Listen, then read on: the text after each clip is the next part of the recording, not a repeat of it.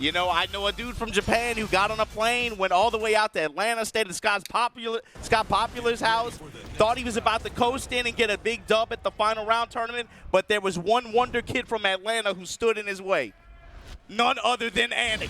And we got the history repeating itself in Tekken 7, the last one for the finals. And here we go, Anakin on player one side with the Jack going up against Ao on 2P from Japan with the Kunimitsu. Yeah, so talking about the matchup too, right? Jack, of course, has those big, long reaching attacks, a lot of space control. Kuni's going to be able to get away, and the thing with these players, and Anakin talked a lot about this at the ICC final, which Ao just won, right? Ao kind of has this reputation of being, you know, kind of lame, backing away, very defensive style. But something that Anakin put out there very early on, just based on his play experience, Ao is willing to get in there and take some risks. That dude will play the nasty game with you. Absolutely, he'll definitely put you in the bender, but right there, set 1, 2, 3, catching him on the second hit. Yeah, with the ninja hop, backdashing. Oh, and that's the one thing, man. You know what? The thing is with Ao in this game, it feels like he never really found that character. He used to be an Elisa main back in the day, but Elisa, she still moves well, but not as well as she used to. You know, it's like as soon as Kunimitsu came out, it's like, that's an Ao character. Something that he said, he was, you know, when Kunimitsu dropped and he touched the character, he's like, this is my ideal character. Yeah. That's what he said. You know, it was kind of a difficult fit for him, but this was the character that fit his style the best. You see right away, good return here, just using sidestep left at far range like that, make the jackhammers whiff. I really like his usage of his combo choices with Kunimitsu as well. Very tournament save, and then goes for the big boy extension at the wall right there as well. A couple of down back threes, and that's the mix, right? You can stop the down back threes, you could go to the mid, you can interrupt the mid, but you could also launch it if he stops at the low. There's a lot of mind games there, or you could go all the way to the end of the low. Or you could get counter hit set 2 slash like that, all the way to the wall like that. Ow, right away, set, game point. Round start. We got a long way to go. Into the counter, into the kunai oki. Kunai with the extra damage. Wow, what a whip punish on the dive kick. Great spacing from Anakin. That big monster uppercut all the way to the wall. Lay that shoulder on her. Back it up and dump it. Oh, and that's the mix. He held it too. Yeah. Stayed in full crouch for a minute there. For Kuni, it's not just about the set play, right? With her set stance, it's about playing around the crouch, and that crouch mix up. Anakin, I was going to emphasize that a lot in this match. Not going to matter. Speaking of set, he set himself right up for that rage drive from Anakin there. Wasn't able to block because he was still committed to the stance. And that's what Ao has to be really, really cautious about when he wants to get into the set range like that. Get in on his terms. Ooh, down 4-1 with the follow-up. Counter hit launcher all the way to the wall. Ooh, big boy extension as well. It's the wall combo. He's playing with the feint spin. He's playing with them. For the desk. Try to catch him ducking. Doesn't pay off. First game to Ao. You win. You saw Anakin had some good return in some moments where he was able to intercept Ao's approach, especially when he tries to get into like range 2, range 1, up close, start some compact play there, maybe start to run around some set feints. Anakin with Jack has some huge stop signs for that whole game plan, but he has to commit to them, right? That's the scary part, right? And then also, too, it's like Kunimitsu has such a phenomenal backdash. You want to kind of overextend yourself sometimes, but then whenever she wants to come in, she could come in for free with that set. And then, but Anakin, though, one thing that Nee and other players have said about him, timeless and time again, is that he's a timing specialist. Yeah, I mean, we've talked about it all weekend. There's something about, you can't even like explain it, right? You can't even break it down. How does someone just have such a good sense of timing and placement and ability to read opponent habits on when they want to press or move? He finds a way, man. It's a hard skill to learn, too. You can't just tell somebody a sentence. It's like they're going to figure it out. It's like years of playing. But here we go. Anakin switching over to Violet Systems. Running right into a jackhammer. Yep. Running these mids, running these low punches. Yeah, he's putting a lot of mids out there, trying to keep Ao honest from these set stuff. The big boot. And this is something that's going to play a role in this as well. Health advantage. There it is. Forward 1. The jackhammer counter hitting Ao out of the down forward 2. And he's just keeping him out. Just playing keep out. If he gets a life advantage and it's forced to, and it's Ao that's forced to move in, Anakin's just going to play keep away. I really like the usage of Anakin's wall standing 2 right now in this set. Really utilizing the wall standing 2 to track like Kunimitsu's steps. Oh, but there it is. And gets into the full crouch sweep. Goes with the Kodama flip. Kunai to the wall. Side. Oh my goodness, right away, sidewall. Tries to peel him off. Still got a good chunk of damage in the first 2 hits. Down back 3-3 is a natural combo. The Manji low spin kicks, you're going to see that a lot. The longer the set goes on, it's going to be more about the set gameplay and also the Manji spin kicks and the plays after. Yeah, it's definitely a core move for Kunimitsu. Low crouch mix. Standing one goes with the falling hail. Low parry on Anakin's low jab. Wall's right there as well. Easy wall carry. Goes for the spike ender. Gets the back turn low as well. A little extra damage. Anakin willing to back it up. Back it up. Oh, another jackhammer again. Double low. He said no. And the drive, still tucked to the wall. Oh, trying to cross over him. Anakin staying grounded and gets to get him 3. You know, that's another skill that Anakin has too. He really switches up how he gets up from the floor, and you can't ever really call him out on it. Joey put it best to me at Clash of the Olympians. Anakin is the kind of player who is always on the move with his own habits as well. Really phenomenal to see, but right there, down back 1 to Wild 94. Al stepped it. Dre's drive, blue one. Still health advantage for Al, just outside of rage. Nice punish on the Kuna, and he gets the throw. It's over. Pile driver into Anakin, evening this setup. 1-1. The crowd is popping off for their USA hometown hero. Again, I told you this. I think that's going to play a role in this. For Anakin, especially in this group, especially, this is as close to a home field advantage as you could realistically get, man. For sure. Aside from being in Atlanta, this is pretty much the closest you're going to get. And if you see Anakin right now in the player cam, no headset. He does this intentionally. He feeds off this energy. Man, what a great set so far. 1 apiece already. Al looks like he's kind of deciding what stage he might go to. Rethink some strategies here as well. But Anakin, he's really been on point with like keeping Al in check from just letting him get too loose with the set stuff. Because if you start letting him get loose with the set, he could go to set, empty set, into full crush, apply the mix-up whenever he wants. You don't want that to happen with Kunimitsu. He's been really good about not letting the offense develop to that point where all of a sudden you start to have to gamble like that. This his keep out and the keep away game that he's been playing has been super effective. You saw it really, really turn up that second game. But then that's the other thing too, right? Like Al also uses the other options out of set. He goes straight into set 1, 2, 3 to try to keep you honest for your set checks. Or the other 1, 2. Set 2, options, yeah. Great options.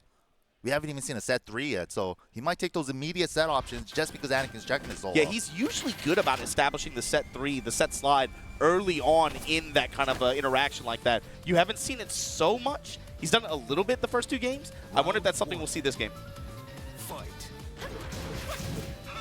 Ooh. 1-1-2. Checks it with the jackhammer just in case he's ducking.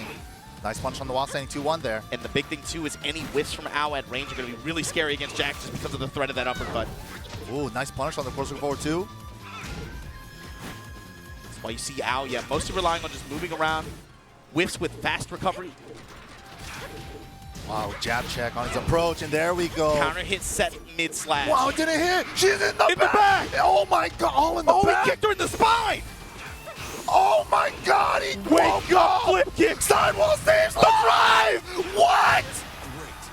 The delay get up 3 for the countering from Anakin. That was a nutty ass round. Goddamn. Manji spin kicks back away. Al not phased. Yeah, Al's really using the forward 4 into set now. Nice sidestep while standing 4, set 2 slash. Well, great sidestep, hop kick on the while standing 4 with. Sidestep launch. Wow, the spring kick got through. Anakin defiant, not willing to hold the wall pressure after. Just waiting out the string. He thought it was in crouch. He tried to do while standing 4. He got standing 4. What a jab check. Man, just dashing into his face like that, just jab check instantly. Give me my plus frame if you block. Down 1, back away. Chunky mid. This is the hit and run from Al. Oh, rare debug right there. Just a raw one. But it checked the advance. Falling hail, back Another away. Another one. Wait a minute. Look at time. Oh God, break. Get off of me. That throw takes like 3 seconds to break. I saw Al doing that intentionally at ICSC Finals too. Uses the generic one throw from Kunimitsu because the break animation takes like 3-4 seconds. To be fair, it's a nice animation, but it is up there pretty gratuitous with how long it takes. Set mid slash. Oh my Al goodness. using feint spins, back turn mid spin slash. Radiata. Try to whiff punish out of range. Just a little bit too slow, too. He's going to recover crouching anyways. Wouldn't have launch. Another debug. Can't see those, but he charged up the punch and gets hop need for his troubles. Look at this Kunimitsu wall carry. Just short, didn't stick. Yeah, but he gets the push here. Anakin in the corner. There's the Set set slide. Low jabs from Anakin. Defensive low jabs. Life's about Push out. even. With With the punish. dash doesn't stick. Anakin stays grounded, eats the grounded hit. Debug blue stuff. Oh, Blue stuff right back at you. But yeah, that's the thing. The battle of the rage dryers. The blue collar crimes, bro. That blue on blue violence. Ooh, how did he Jackhammer. thread the needle with that jackhammer? Another one. We delayed jackhammer too. Low Wow, touch and the again, movement sidestep, from hop Al. knee. Anakin on the wall. Whoa, whoa. What is going down on? forward 3-2 went the other way. Oh my God. Delay tag, blocks the swing. Okay. In rage too. This It just is got big real. damage. It just got real. Not gonna cash out with the rage art. Last hit of the combo drop. Just does out of rage 2. 1-2 in the low. Ow. 2-1 over Anakin in group stage. That was a smart choice by Al. He cut him off right before he could get into his face with the 1-2. Took his plus frames, went low immediately. Hey, that last game had some nasty scrambles, man. That was That first round at the wall. the blue on blue. I love. That should be a thing, right? Like when both of them like clash or something like that. But anyway, Al going to be moving on, gets a W here. But remember, guys, game differentials, every game matters in this. So in the event that we come to a tiebreaker or something like that, that could come into play. Anakin, Absolutely. he's still very much so in this. Whew. And just like you see that, we got the report card here. We still got Arslan, Raef, Kkokkoma in the mix as well. This is dangerous. This is all pool-infested waters right now. Yeah, and the thing is, like we said at the beginning, most of these players have history with each other. If not from 10 years, 12 years ago, then from this year for sure on the tour.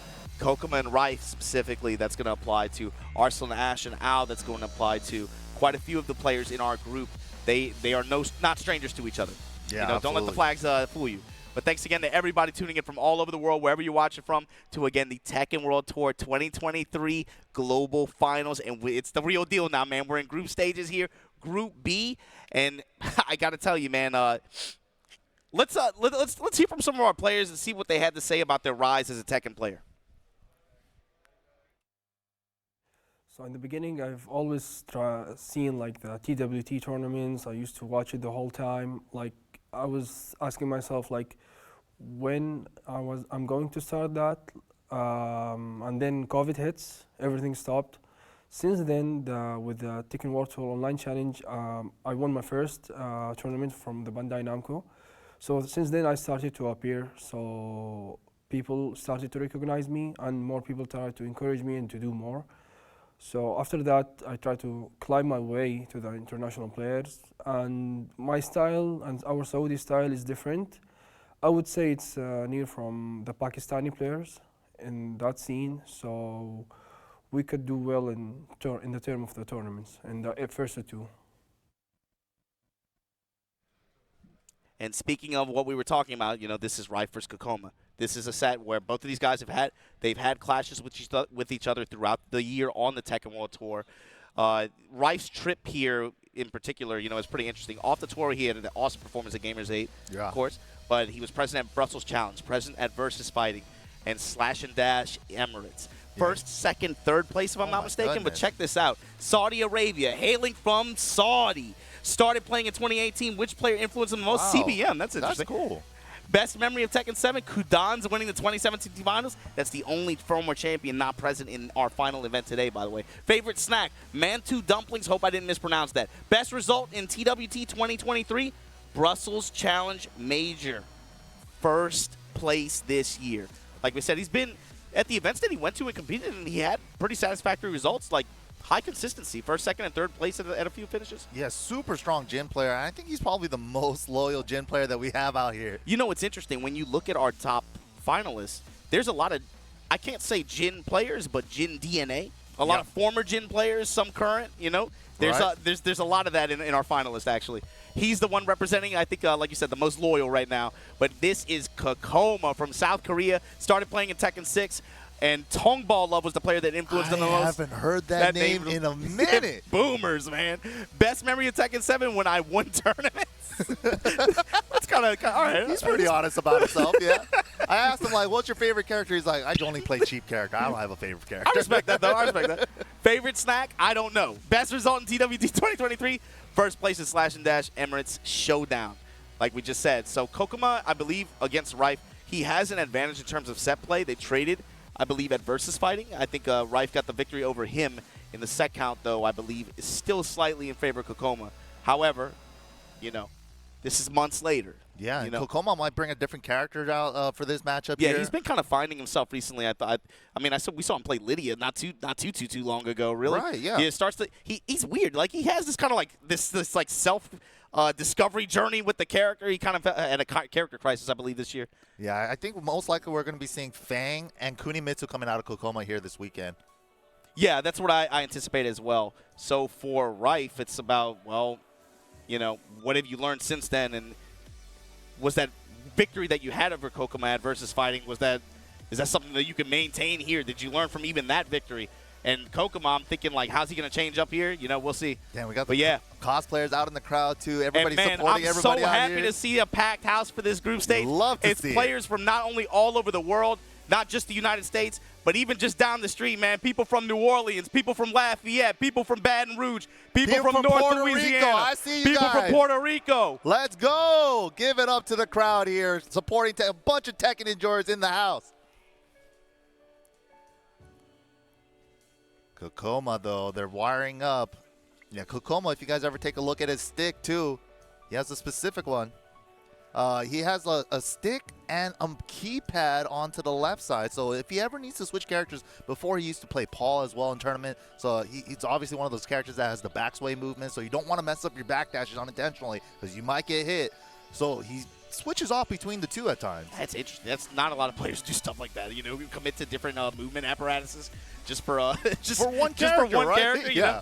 But I get it. You know, with the backsway characters, obviously you're a little more input sensitive, especially with your backdash timing. But that's getting into this, right? Raef versus Kkokkoma. What do you think, man? I'm looking at this from a group perspective. It's like Al right now with the win over Anakin.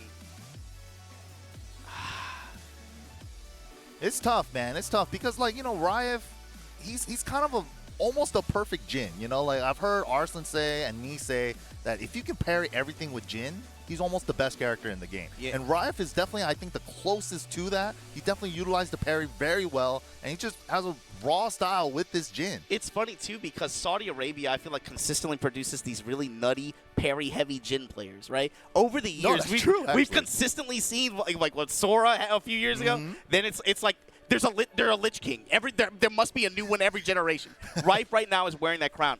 Awesome performance last year at the TWT final for 2022, right? Right. Got out of group stage, losing only to Nobi, if I'm not mistaken. Or Nobi got out in winner's side, but he got out in the second place, if I'm not mistaken. But yeah, he finished second in his group. And yeah, I think lost to John Ding in the final bracket, if I'm not mistaken. Yeah, but let's take a look at one more time at the group brackets. I mean, the group stages. We have Ulsan and Rangchu coming out of Group A. We're currently on Group B right now. We have Arslan, Ash, Anakin, Raef, Kkokkoma, and Ao. In Group C, we got Junding, Atif, Lohai, Book, Joe Crush. Group D later on today is going to be CBM, me, Daniel Model, Chikurin, and Tibetano. Man, the density of this final, man. I want to say there's so many of these players here that have that are former TWT finalists as well. You know, Anakin in particular, right? I think his best result was 2019. He got 4th place. Yeah, multiple finalists here. Like, they've been repeat. You know, that's how you know that they've been so solid throughout the lifespan of Tekken 7, really putting in the work, grabbing some sponsors, being able to travel around the world, leveling up too. And, you know, some of these guys have been in the Hyperbolic Time Chair for the last couple months. Like, Anakin hasn't even been streaming for the last couple months. I know he's got to be having some special training regimen. Yeah, and there's some players who got out on the tour early this year, right? Got all their travel in, all their competing on the road, got their points in, and then they kind of just faded in the background a little bit. I think that was intentional for their training regimen, right? So it's just like everybody kind of sleeps on them. There's no more data on them. And I'm thinking that's I'm looking at players like Daniel, right, who were still very, very well traveled, but for the most part got most of his points early on. I'm looking at players like him, thinking about players like Anakin, who, I saw him in Greece, but yeah, like, what have you guys been doing for the past 3 months? Obviously, they've been grinding and practicing, but it hasn't necessarily been super visible. You know what I mean? Right, exactly. It's definitely like a secret Discord tech. They don't want to give anything away, no tells or nothing. But yeah, Anakin, super strong player. He had a really close set against Al, and Raef coming up right now with that Jin. His Jin is phenomenal. He's just almost the perfect Jin. It's close to perfect, I think, you could get as a human being. And like you said, with this parry-heavy style, too, it makes it really fun to watch. You know that win pose where he's like, power is everything. it's parry is everything. Yeah, pretty much, yeah. But that's also the other thing, too, is you have to have, like, really, really strong game knowledge to play him at a high level like that, too. Yeah. You almost have to know, like, other characters as well as your own character, in a lot of ways. A lot of string knowledge. What strings have gaps where you can parry, or like offensive sequences that that a lot of characters go for. Like maybe a Steve back one, they do that on block until a flicker one or something. They might try to parry those type of can sequences like that. Gaps of knowing, when and where you can do it, and then what you can do in response as well. But yeah, we're gonna see how this plays out shortly. But yeah, just looking at some of these other groups too, man. This is I hopped on here thinking, oh man, we got the nuttiest group, yeah. But then I'm looking at C and D too. I'm like, man, you guys are gonna have fun with that. Dude, look at that. John Ding versus Atif Runback is happening again. The Rev Major Finals. Yep. There's so much stuff, and then Lohai intentionally putting himself into Group C to go up against Atif. Like, bro, that is. Group C is going to be fun for you guys. And then we have Joe Crush, who won the LCQ yesterday. Yeah, the X Factor, joining in the likes of Ja, joining the likes. I don't count the Chikarin, Chanel, John Dinkman from last year. Ja was the real winner, in my opinion. Ja, and then we had what, Gerlanda, you had Bilal, joining the likes of them as the bracket X Factor, in my opinion. Joe Crush, who, this is one of those scenarios where I think, like, with all the finalists that we're looking at, all these well-traveled players, they're looking at him like, that was an impressive performance, not just last night, but the night before too, right?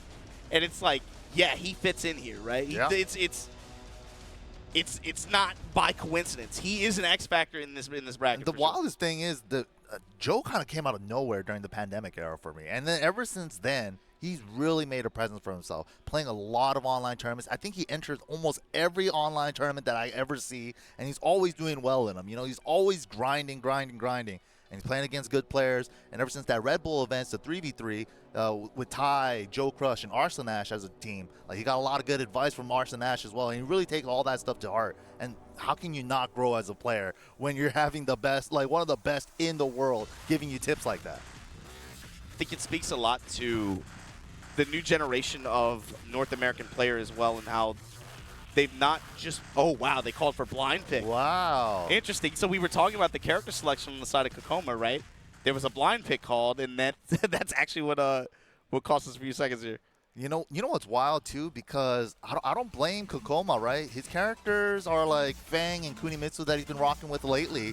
And one of Raef's best friend, training partners, is Joka, a Feng player. Feng specialist. It's not going to be easy to just pull off a Feng on him.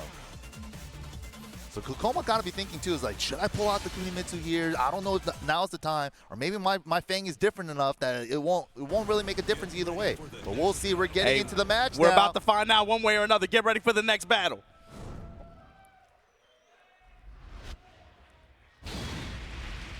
As you called it. It's the Feng. On Duomo di Sirio. Raef player one side, Kkokkoma player two. Jin versus Feng. It's a classic matchup. How you feel about this? Obviously, you look at Jin. We talked about the parry a lot. Got to also mention, of course, 4-4. Huge mid-range space control, normals like that. How does that interact with Feng in this matchup? Right off the bat, counter hit. Will it take the extra chunk of damage? 4-4 is great, and it's also great for trying to like stop him from doing too much back tempo stuff. But right now, Raef just winning out on timing. And the move selection. Timing some early bets, and they were correct, absolutely. See him trying to emphasize some sidestep left, micro step guard. But Kkokkoma in his grill right now. Reed's tribe at the wall. Is They parry right back at you. Wow, hit him out of the forward 4 transition. Yo, these brothers are swinging right now. They're playing Tekken. Oh, he tried to parry there too, but Kkokkoma went low. That's the scariest part, right? Your safe mid can become launch punishable with a Jin parry. And the sweep. Wall with the double chamber. Big block on the LLRK. Kkokkoma ties it up. Round 3. Fight. Feels like every round start, one of them is swinging. Nobody has chose to move yet at round parry. start. They're playing very fast. Getting as much wall carry as possible. Close to the wall. Natural combo low. It's like the opposite of the first time we watched. Stature kicking the counter hit. He tried to up forward 2 out of there, but 4 is a homing attack. Extending the combo as much as possible. Oh, you saw him showing parry? KO. Just like that, Raef up 2 rounds. Fight. This dude is a real-life martial artist, too. Bro, Ooh, the back Kempo Kempo. and the whip punish. Yeah, but he went for the high. He didn't believe in the hop kick part. Jab touch again, showing parry. Good interrupt on the 1, 2, 3. Decisive jab and a low parry. This is big. Jin could reach the wall here. Will get it. Nice combo adjustment. He needed that first hit of Savage Sword to hit grounded. He was waiting for the mid. That was so smart from Raef. Just because you're low has a follow-up doesn't mean you always have to do that follow-up. And Kkokkoma was prepared for that follow-up. That was a great choice from Raef. Deferring expectations. Excellent choice. The jacket is off. Kokkoma's serious now. The training weights are off. What is Kkokkoma gonna do here? Character select, stage select. You do have the option of both, but if you go for the character select, you can't pick the stage. Yeah, you're locked in. That's the choice. Especially early on in group stages like this, it's still first to 2, mind you. Yeah, you know, it's scary. The decision you have to make if you lose that first game is, I mean, you're putting it all on the line essentially. Dude, and it's round robin style format, so every game game counts. That's the thing. Brimstone and Fire is the stage. Kkokkoma opting for stage rather than character select here. Hopefully it's the right call.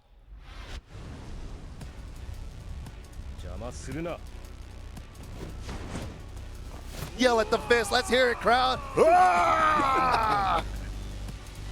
I love how the character, like, that's his personality. Right? That's all of it.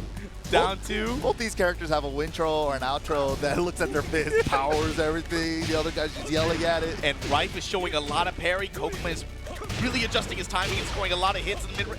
Here we go, though. Big counter at forward 4. Nice combo And Raef with adjustment. the wall control. Oh my Ooh, goodness. Clean step to the left. Oh, the parries. You know, that's brilliant there to use that parry because it's only a higher mid follow-up. The parry will cover both. Just option selecting Bro, going the on. parry into parry? Low mid touch. Kkokkoma dashing in his grill, getting down 4-1s. He's working a lot of jab strings as well. Kkokkoma seems pretty uncomfortable too, especially because Raef has shown so much parry. Wow, stacking up the damage, Yeah, caught him ducking. A lot of touches here. And then the mid homing strike off the wall. Round 3. Yeah, back 4 at the wall, great choice.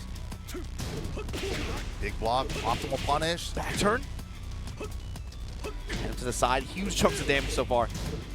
Just like that, just parry a safe mid move. Even getting a 2-1 out of it is like something pretty annoying for the opponent. It's like, why is he punishing my safe moves? Down 2. You see Kkokkoma using Fisher kick a little bit more too. Threads the needle under the 1-2 with the wall standing 1-2. Back dash, not willing to bite on the whiff. Back to the wall. Good Down lead back for 3s to slide Kkokkoma kicks. here. He's thinking about it. Hop kick out of nowhere. Wall's right there. On the advantage from Headbanger's ball like that. Good side roll, avoids the hit. 1-3-3, the stank. Ooh, Nice backdash huge whip. dove. The backdash made it with beautiful stuff from Kkokkoma. Raef is playing with his heart though, man. He is. Dude, with as many parries as he's throwing out. The Abari plus frames. Oh, that actually punished the parry attempt. Parry does have Forward, some auto forward. block frames after it whips. For low touch. Whip on the iron palm. Raef imposing his will right now. Oh. The parries. Tagging him low because the parries. Big but counter hit, wall advantage incoming. Wall damage. Oh, optimal combo. Ooh. Kkokkoma got some work to do, and he's not going to have a chance to back to one. The classic Jin round ender. And Raef looks at his hands like, I could do it all along. I knew I could do it. I knew this was the result I was going to get. 2-0 over Kkokkoma. Raef, too, also been practicing over in Pakistan as well. A lot of training before the finals, so paying off. Not just him. There were a couple other players, too. You know, Joka talked a little bit about it in his interviews as well. Yeah, Kkokkoma went there, too. Yeah. It's a lot of people. It feels like that's the new hotspot. That's the new pilgrimage for the Tekken player, right? Especially if you're trying to get to that elite level. It absolutely is. You got to train with the best to be the best, and that's exactly where we're at right now. Pakistan, ever since Arslan exploded onto the scene in 2019, he's really made a statement. And speaking of Arslan, we got him in this pool too. And as you guys can see there, we had a couple matches play out already. Anakin versus Owl. Then we had Raef versus Kkokkoma. And we're going to be getting the updated leaderboards all throughout the day, so don't stick around with us, man. This is a wild one already. Yeah, Raef immediately with a 2-0 too. That's the big thing. Remember, every game counts. In the events that we end up getting to a tiebreaker, it's going to go to game differentials as a resolution. So remember that. It's these 2-1s, some of these could come into play later. Yeah, especially just being able to close out all your sets 2-0. It's not easy, but it definitely makes a huge difference in a round-robin style format, because you never know, because if you ever come down to a tiebreaker situation, it's scary, man. And if you don't know where to go to find more information about the Tekken World Tour, make sure you guys stay tuned on the socials, man. TekkenWorldTour.com. Follow our socials to keep up with the newest Tekken content. Follow BNE Esports Twitter for more excitement on Tekken World Tour and updates. At Tekken, at BNE Esports on X, BNE Esports on YouTube. Man, I cannot get used to saying X instead of Twitter. Right? It's very weird. And of course, I mean, I would say weird. I'd say unique.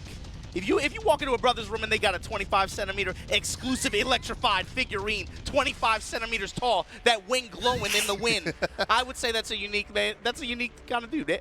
8 glossy collectible cards, arcade token. You can get Leroy's ring, Kiss the Rings. Full game with the Ultimate Edition content and bonuses. Special face-off steelbook in a premium box. Ooh. MYK, head over to Bandai Namco's store exclusive. I know you Tekken fans out there want this premium collector's edition. Pre-order now. It's going to come out very soon. January 26th is right around the corner, man. Tekken 8. Woo.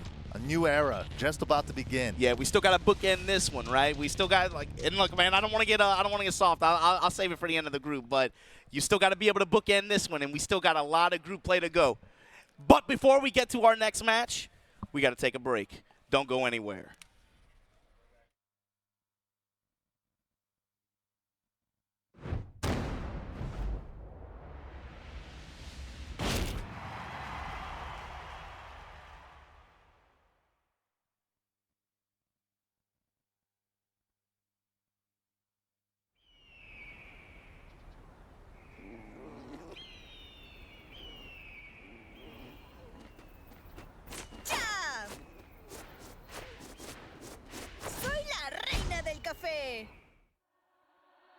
Get ready for the next battle. Tekken 8. New challenge. ¿Es hora de entrar? Aquí viene el espectáculo de Azucena. Azucena.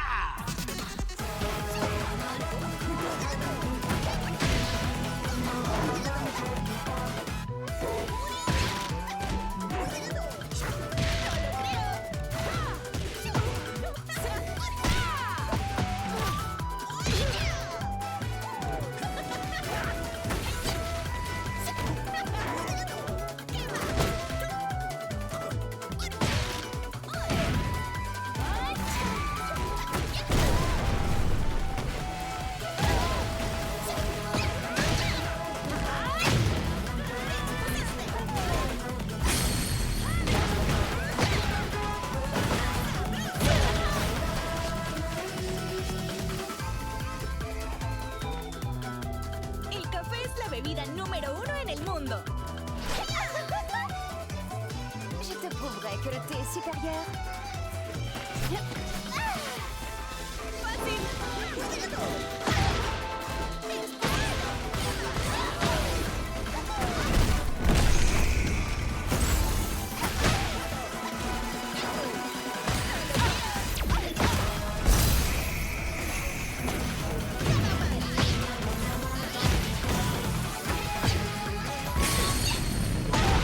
¡Vamos a divertirnos!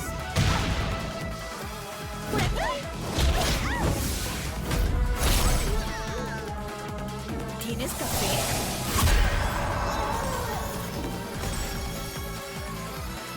¡Necesitas más café!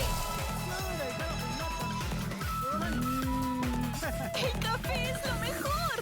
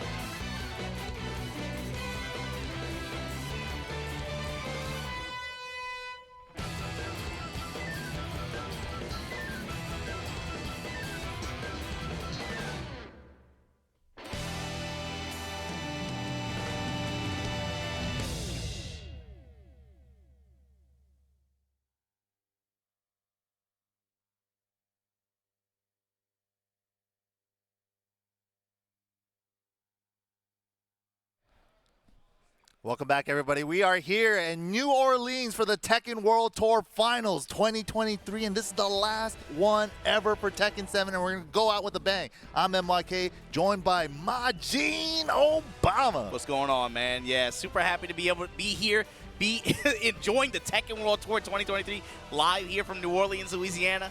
And look, we got to give a special thanks, special shout out to, again, Game Dimensions for putting the hottest toys in the market on these shelves. Make sure you get out there. If you're a real Tekken fan, you got the action figures on your bookshelf. Your dad's walking in there giving you a weird eyebrow, but it's okay because you can pose them with 21 points of articulation into your favorite moves on the 200 move list. Make him do a hell sweep. Pick your favorite. Do an electric. Do down 4. Do the whole move list. A down 4-1. A jab. You can do whatever you want. But man, big ups again to Game Dimensions for supporting the Tekken World Tour they have all year long. And look, man, we're our group is really nasty, brother. I think this one's gonna have a big impact on the top 8. You can see the results so far here. Take a look at this report card. Raef 2-0 over Kkokkoma. We had a run back for the ages ever since final round, bro. Ao over Anakin 2-1. That was a super close one. That last game, that first round, the wall scramble was crazy, but Ao was able to take it out over Anakin there. Yo, let me break your train of thought real quick. During the break, they've been doing this all weekend long. I love the fan art. Can we talk about the fan art that they've been showing on the stream the whole time? You guys love y'all some Reina, I noticed. Y'all love y'all some Reina. Y'all trying to play her, you know. she is blessed with the fan art right now. I don't even blame them. Keep them covered, guys. But yeah, good stuff to all the Tekken fan art. Post it online. Use the hashtag Tekken and hashtag Tekken fan art. And again, for the Game Dimensions figures, make sure you guys use the code free shipping and check that QR code. Head over to store.bandainamcoent.com. Get your orders in and make sure you guys support Game Dimensions because they support the Tekken World Tour. But before we get to our next match, which is going to be a run back for the ages, MYK, my goodness. We got to see, you know, if Ao is going to sit down and play against Arslan, who's the player that he's worried about? Let's find out. 日本の予選でも一番そのトーナメントで意識してるプレイヤーで、確実にやはり上位に上がってくるプレイヤーだったんで、彼もともと使用キャラがギースだったんですけど、そのキャラクター変更をきっかけに結構僕が勝てないことが多くなって、で練習竹林さんと練習するに至って。自分もそのスキルアップはできてるんですけど、もう彼自身の連動も上がってすごい強くなってるんで、やっぱ普段から練習する中でもあるんで、すごい意識はしてます。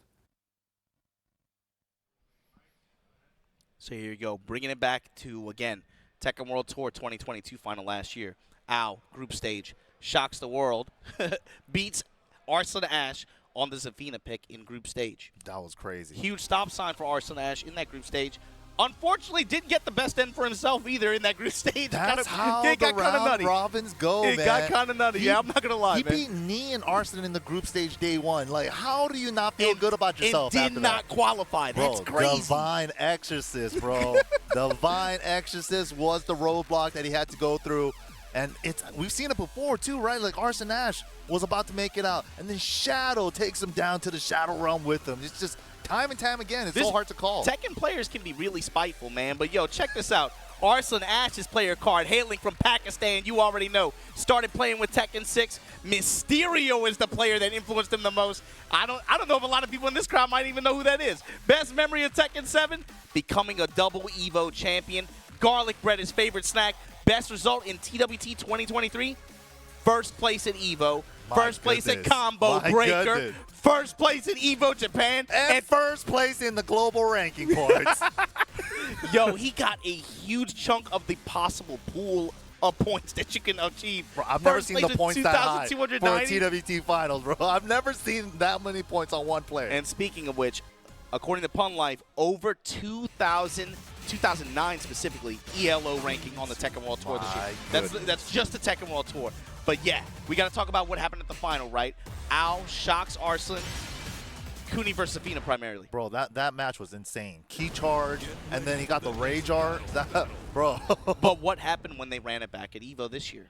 It was Character change. It was kind of a beatdown. You know, they ran the mirror match, Kuni. Yep. And like we're seeing again here, Kuni mirror match. This we one's- hear from the crowd too Bro, we how in much they like this match. We in New Orleans. I like this one's for my ninjas in the crowd, bro. Let's go. Twilight Conflict 2 is going to be the stage, and we're going to see a lot of sets, a lot of kunais, a lot of down forward twos with a weapon attached to it. All our favorite stuff from Tekken 7. Ninja battle. 参上です。怪盗国光 Yeah, and again at EVO, it felt like so much of this was like at EVO. It just felt like again just momentum control completely in Arslan Ash's favor. A lot of really just compact play too. Yeah, and Arslan's really good at that. You know, of course, he's played Zafina before in tournament. He still pulls her out every now and then, but Kunimitsu, ever since he's moved over to her, has been doing really well from him. Both these players have a very similar style. A lot of movement, a lot of causing whiffs, and a lot of minimal technique. And look at that double dunk, the third and fourth hit of the 2-2 string, and gets the launch. Monty spin kicks. Nice Raw punish there. and Getsu. Arslan Ash. Back with the against drive. wall. See Arslan with the appropriate response there, which is the wall standing Nice core after the tackle. Monty kicks. Going to check a couple options there. Chip and the low. Great Drive stuff. into the low. Round 2. Again, the sidewall kind of aiding his pressure there. That's the tricky part too. It's like all these angles, you gotta factor in how much risk you want to take for trying to get damage on that sidewall. A lot of the times it's like you need to get damage, but you don't want to overcommit for a bad combo where it leaves you like back turn on their wake up. That's something else that's going to come into play too. A lot of the jab string options. You talked about this earlier. Seeing if she goes with the one, the 1-1-2. Wow, just raw like that. Gonna get the wall too. Nice wall Slash, slash, slash, slash. Oh, counter and get up 3 has been the tail of the tapes today. Didn't get to follow him. A little taste of her own medicine. I got a small hurt box. It's hard to hit me. Oh my gosh, Dude, she they're jumped just over her. with the kunai throw. Oh my goodness. Wow, just tap dances around the whip. Bro, Comes up with the Arslan while standing flip kick. threading the, bro, you can't even mix him? What? Round 3. Fight. Dude, Arslan has been really impressive with that while standing 3, just threading the needle on a lot of strings that are out going for it. And out also not really getting in position to be able to run a lot of the RPS. Just Whoa! That is how you avoid that sweep. Sidestep right from like range 0, but it rarely comes up. Cup of noodle. No pickup, he didn't get the screw. spin, crouch jab to the break his offense. Manji spin kicks while standing 4 from Al. Oh, finally gets Full the crouch sweep. sweep, 4-4-2. Wait a minute. Are we gonna do it again? No, Manji just spins. just a tag on the lows. And the wow, 1-2-2 just inside the range to be able to touch her for it. And Arslan Ash again Convincing. picking up where he left off. Really, I mean that's 簡単です 4 games straight. Damn, we're counting. we're counting the It's, set it's, from the, before. it's the same set. Oh my Basically, goodness. it looks the same. Ow, too. Like, he's been putting a lot of work into this Kunimitsu, but a lot of things just didn't go his way. He tried that 2-2 string, but Arslan was ready. We saw the double duck while standing 3. Another string with a high in it. Duck into while standing 3. Yeah. He's just super prepared. On the camera player screenshot, it looked like Al put his water down and passed it to Arslan for a second. They're drinking out of the same bottle. They're playing the same character.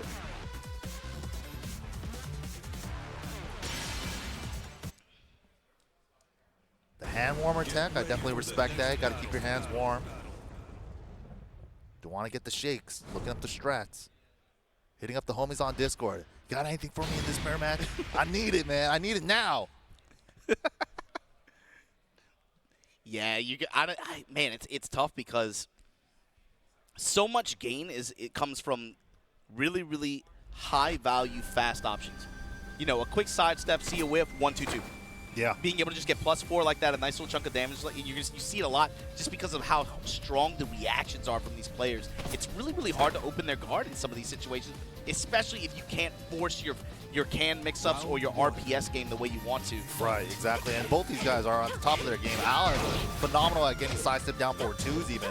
Like getting even more damage than Jazz, but Arslan just so good at the compact Tekken. compact Tekken, but then also very aware on where to interrupt, where to scout certain options like he just did. Finds the low parry, gonna get the wall. Can't even down for this, Oh, man. and you know against, oh my god, the big chunk of damage. Plus frames. Set, Feng Into comes the down with the unblockable. guillotine That was and gets you at the nasty. wall. The burning blade. Fight. I don't feel so bad anymore getting hit by that unblockable. Ooh, we're getting fancy with Yeah, this. back turn Radiata. Wasn't counter hit. Takes the punish on the second hit. Nice whiff punish there on Yeah, the the 3. 1-2-2 again at high value 10. High value 10 frames. Wow, set 2. He tried to extend the set dash too to get more range and still whiff. And you see them both playing chicken on that dive kick as well out of Katon stance. Oh, what the? Floats the while standing 3 because that sidestep left beforehand. Good damage at the wall. Toe kick is guaranteed. Ryan gets jab strings, Monty kicks. He goes even further with the lows, but Arslan was ready for the block. Crash at the offset, Raef drop, sidestep left, down, forward, 1. The sidesteps left out in this set have been great. Yeah, that's the way you got to go against her, you know. It's on her to kind of realign, have to use more feints, try to use more forward momentum to realign when your opponent steps that way, or use more of your homing options that step There catch it that is way. again. Set 3, sidestep left.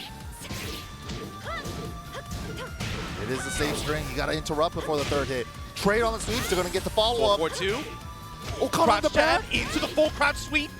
Wait a minute. Again, another rising slash. Just a Back mid-check. up. Arslan Ash, devil in a red dress right now. Oh my god. So tense. How do you close this guy out? Punishes the 10 on the second and gets the sweep! As soon as he let off on the offense, especially after the 1-2-2 punish, he's like, yes, plus frames, I should wait. Didn't work out, He man. really has found good return this game so far. Out of not so much set play, but around full crouch mix. He's landed a few key sweeps. Yeah, especially the options too, like even after a set 3, step left in case they try to retaliate. Awesome whip on the back, whip punish on the back turn, shadow strike.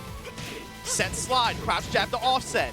Yeah, and it's 0 on hit too, so the crouch jab finally coming into play. Wow, looking to maintain some kind of positional advantage Oh, here. didn't get the whip punish. punish. 4-2 chills, that's gonna get punished. Keeps it safe with only the first hit of the Yeah, dive again, we're kick. still playing chicken on the dive kick. Intentional, he wants that throw break to switch Wasabi. sides. Last chance for Al, and he's not gonna get a second hit. A down bag 2-4 does the job. Yo. Arslan, clean. A lot of players talk about it coming into this. Arslan Ash, for so many players on this tour, especially so many of the qualified players in these group stages that you guys are going to see, he has been a consistent roadblock for so many of them.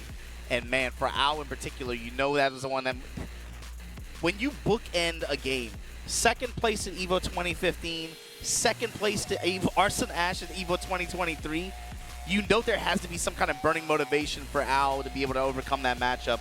But not going to happen today, at least not in group stage. Al falling 2-0 to none other than the Emperor Arslan Ash.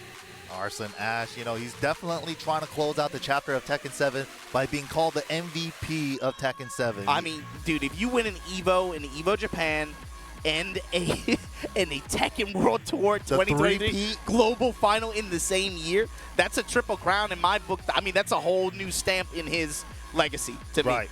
That would definitely solidify himself. I mean, he pretty much is I mean, already. he already established. Don't get me wrong. He already is absolutely. established. 4-time Evil champion. But I mean, that's something that's never even Not the that's never triple even, crown, That's never right? even been conceived before. That's you know. crazy. Evil Japan, Evil World, and now the TWT And finals. it's so crazy when you consider where he came from. You were talking about it yesterday, man. Dude, bro. Imagine you just get your visa, you barely show up to the You were judge calls for you. 20 minutes The before getting DQ'd at your pool. The You're judge- running across Japan. You have a language barrier that you can't like communicate with people to like direct you where to go. And then he goes there, makes it, gets sent to loser by Bola B, and still takes the whole tournament. Oh my god. That is insane. But our next match, before we get further on his timeline, right? Our next match is going to be none other than Anakin going up against Raef. We got a USA versus Saudi Arabia face-off here on this Group B stage. You see everybody out there. Shout outs to the crowd. Look, even a Kuni mirror match couldn't quiet this crowd down, man. They love it, and especially again, we said it earlier, right? Anakin here. To me, this is home turf. Basically, this is as close as you're gonna get. It's right next door. He's down the street. It's only an 8-hour drive from here to Atlanta. 6 if you're going past the speed limit. But that's anyway. Raef versus Anakin. About to face off here. And Raef, of course, we talked about him, hailing from Saudi Arabia. Of course, had that big win at Brussels Challenge, Major Edition. First place earlier this year, 850 total points. I feel like he registered for a lot of events. Didn't go to that many, but the ones he went to, he had a big impact in. Yeah, one thing, too, to keep in mind in this matchup, too, especially against such a parry-heavy Jin, right? Jackhammer is such a core tool out of Jack players. Oh, yeah, especially. Being able to launch punish a Jackhammer with a parry is a game changer in this matchup. But you also know that, of course, Anakin, seasoned veteran at this. I mean, dude, this is American Tech. You know, like, this is American Tech, and this is Anakin. He's no stranger to that either. He has to know that going into this. And again, I always bring it back to like what Joey said at Clash of the Olympians. He's like, yeah, his timing is good, but he's also always on the move.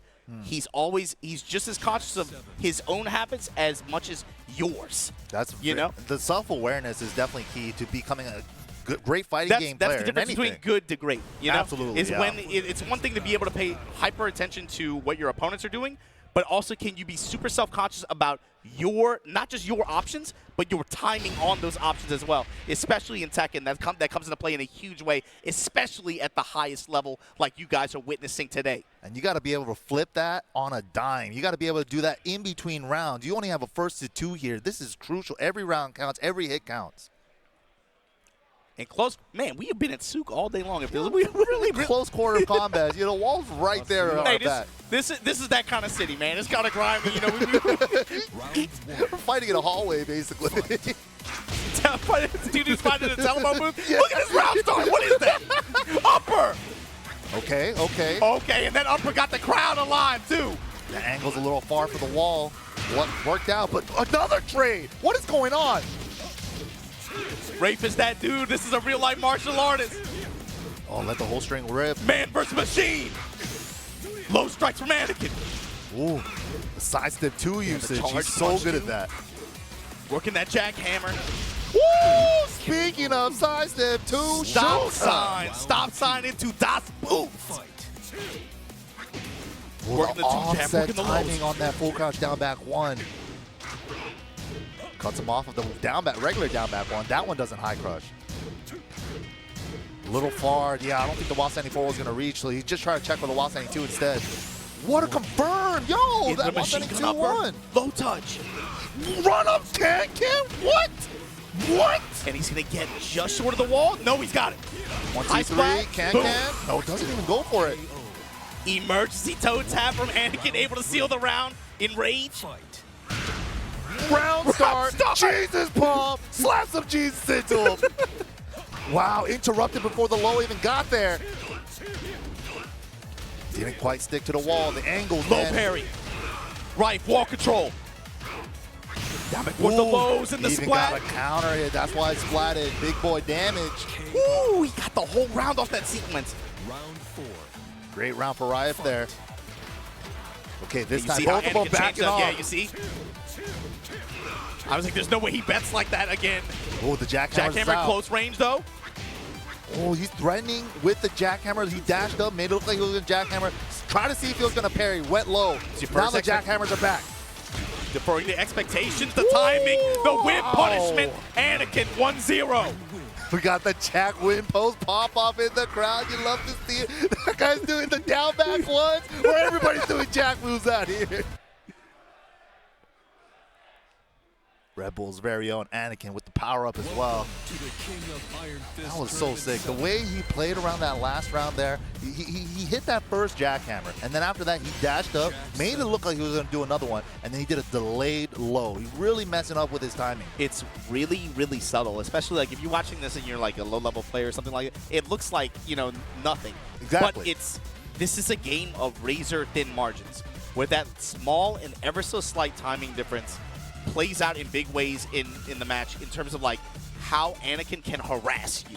You know what I mean? And it's how he establishes his offense like that. Like you said, just that small deference of expectations. Exactly. Just you know, even sometimes making it look like, oh, I'm moving by accident. I got stuck. You know, I didn't quite get my dash. But you do it intentionally. But it's actually intentional. You know? That's the really high level timing mix-ups. Raef right now got some little coaching from Joka there, training partner. Let's see if that pays off here. I feel like there's been a lot of high-level coaches as of late in the Tekken world. You know, we got Joka helping out Raef. We have Kita as well over in EU, really strong coach. We have Fear of Silence here in USA. Yeah, that's true, actually. Yeah, really strong coaches do make a difference, man. I mean, fighting games traditionally is a singles event, especially in the West, right?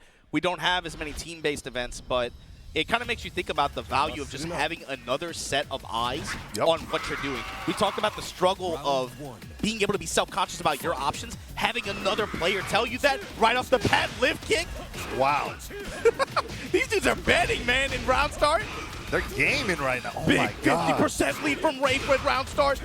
Beat him to the punch on that get of 4. Yeah, parallel to the wall here. Ooh. And Raef kind of switching up from parry to hop kick now in case Anakin goes low. Big whip punishes here from Raef. Took the frames. Nice block. Guard rage off the table now.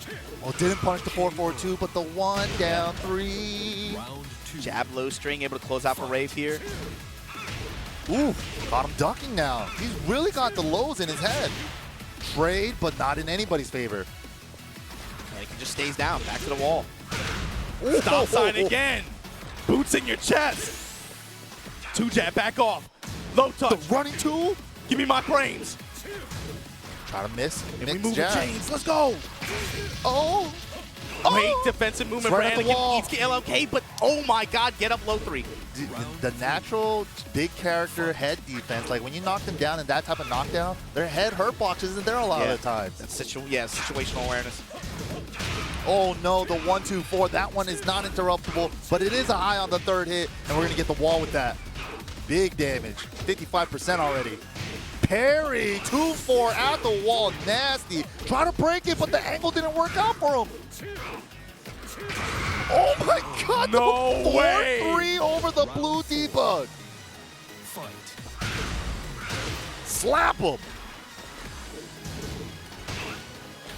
Okay, back to neutral now. Both of them readjusting their timing, their spacing, seeing what their options are. Anakin really simplifying it now, just 2 jab, jackhammer.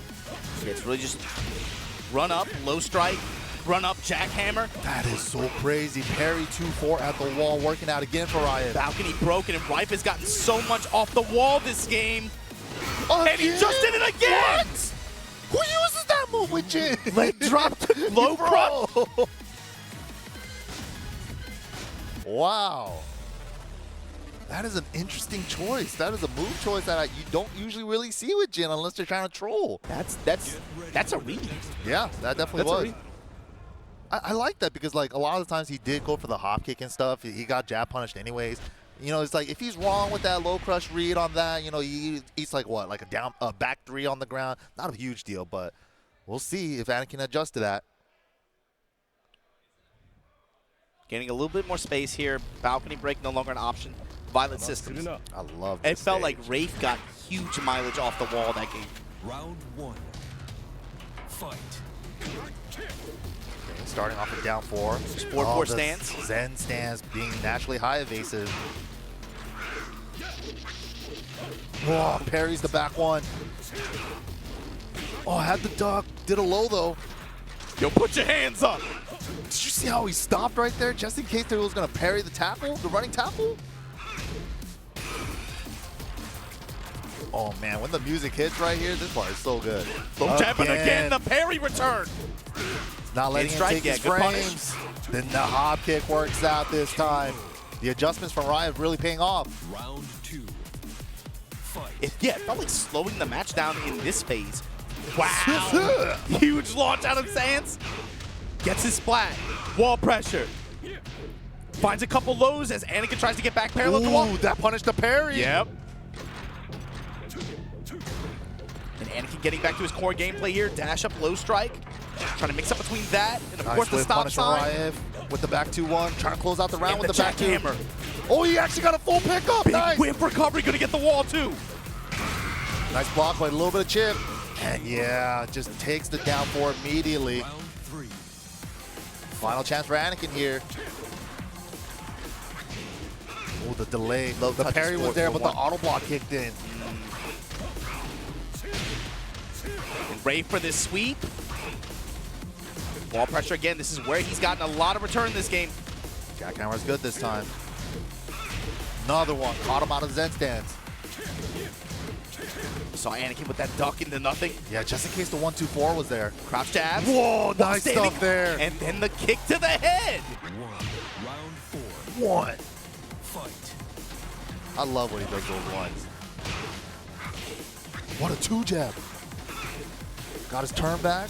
Raef fighting back now. The scramble. Little nice dunk on the 2-4. Flash duck comes up with the while standing 1. That while standing lip punch gets his launch. Raef was just Baseball looking slide just to push him to the wall. anything to parry. He just parried a light attack with the Debuff. big wall combo with the Drop debuff. that Close it shoulder. up. Wait a minute. Let's Get it! Hold on. He's still alive. Setting up for mix. Next Gets him interaction. grounded. Oh, Whip whip punish. Raef 2-1 over Anakin. Wow. Wow. The fact that he got clipped by the second hit of the can. Super unfortunate for Anakin there, because if he just whip punished that or waited just a smidge. That's the benefit of a steel toe boot, man. When you need just that extra bit at the tip like that. That's that protagonist armor, dude. I'm poster boy of this game. Man, that was a set. But with the 2-1 finish here for Raef, of course, he had a 2-0 finish over Kkokkoma, 2-1 over Anakin. He still has to play Ow, and he still has to play Arslan Ash in group stage. Oh my God. But emerging, of course, having played 2 matches like that, emerging as our points leader as well. 2-0 currently is his record. But Anakin, even though he's lost 2 sets, he's only -2 just because he was able to force a game 3 on each one. True, yeah. Every game counts, man. The point differential is going to come into play when we get later into this Group B round robin section here. Yeah, and taking a look at our next match, man. Arslan Ash back on stage in New Orleans going up against Kkokkoma from Korea. But tell me about this one, Mike. How do you feel about looking at these 2 players on stage? Arslan Ash, ever since he picked up Zafina and then he moved over to Kunimitsu, he really started mastering the character, finding the intricacy. And the Kkokkoma, he kind of just plays whoever's cheap, right? So let's find out what Kkokkoma feels about his performance in the TWT so far.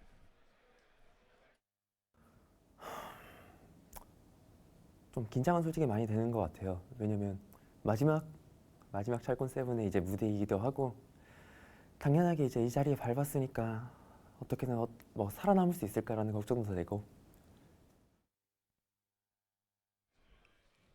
Yeah, so you see, Kkokkoma, of course, I think out of the Korean players, definitely one of the more well-traveled ones this year as well. He was anywhere and everywhere, it felt like, for a while. He was just randomly show up in some places, I was like, hey, man, what are you doing here? And then the last second training regimen in Pakistan, too, before the finals. And we're going to take a look at this player card once again. Shoutouts to Tongball Love. Haven't seen that name in a minute, man. Tongball Love. If you guys don't know what Tongball is, that's Jin's forward 2. I love that move. Tongball Love. Of course, again, that first place finish for him at Slash and Dash Emirates Showdown. Riding off that momentum here. Got himself 835 points, 12th place on the global leaderboard. But you're going up against the #1, Arslan Ash. 2,290. That's a crazy number, man. Considering doubles Kokkoma's points, bro. Considering how the points break down for this event, that's crazy. Just the total pool share of points that you could get, he got such a huge real estate percentage out of it. Yeah, it's especially with the Master Plus event with Evil Worlds, 800 points, double a normal Master's point count. But Arslan Ash, man, he's ever since he popped into the scene. Oh, call for a blind pick. Wow. I think that's going to be a common theme, I think, for this weekend, especially tomorrow. I mean, I just remember a couple nights ago at the local gathering, Knee versus Atif. They play in winner's side. Knee frame. I've never seen him approach. He approached me. I don't know why he came to me, but he's like he's like looking in my eyes. He grabbed me by the collar. He's like, blind pick. I was like, okay. He was very, very, very serious. And the best part is they play, right? It's him versus Atif. Blind pick is called. Grand finals. Knee gets back there. Atif, yo, can I get a blind pick? They're just people are just calling blind picks. Everybody's just picking you up with the Karakusa, dude. Just like, I need a blind pick, Obama. Give me that blind pick. I'm like, I don't work here, man. But okay. I'm just chilling, bro. I'm just hanging out. Sir, this is a fast food restaurant. Yeah, sir. But Arslan Ash going up against Kkokkoma here in group stage. Arslan, of course, just finished 2-0 over Al. Already looking good for him in group. Yeah, Kkokkoma here. He's the one probably calling the blind pick. He has the Kunimitsu, which would be scary to run the mirror match, but maybe he could do it. Or he's going to be going with Feng. He also has a Paul. Or the Zafina. Oh, Zafina? Zafina from Arslan and Feng. Feng from Kkokkoma Kkokkoma is what I would think, yeah. All right, the Zafina is back. She never went away. Yeah, he's kind of been option selecting her, I think, in certain matchups for certain players. But Your fate is Kkokkoma already decided. locked in here. Game 1. Round 1. Fight. All right, here we go. Helipad is the stage. Immediately sidestep left. Arslan finds a while standing forward punish. Trying to work some of that Samsara strike, that 4-4-3 in the Nice stance. punish. Checking the Mantis immediately. Little squid punch. Inanna's tail. Oh my god, Manticore string lets the whole thing rip. Kkokkoma not afraid. Dash up jab, back off. See what kind of looks he gives him. What a block. Wasn't confident in punishing. Still got the while standing 1-2 though. Yeah, he got a little bit, not the best, but. Wow, what a whiff punish on the fish hook. So tense, crouch dash into 1+4, caught moving with the rage drive. It's so fast, 13 frames. Fight. Ground start down back 2 works out. Was looking for a back row catch, most likely. While standing 2 hits grounded either way. Arslan so far he's been pushing more than he's been backing away. Yeah, very Definitely aggressive. been very aggressive with the start here. Gets caught trying to sidestep, eats some lows, eats a fish hook kick. Kkokkoma. Ooh, tags him in the Mantis low.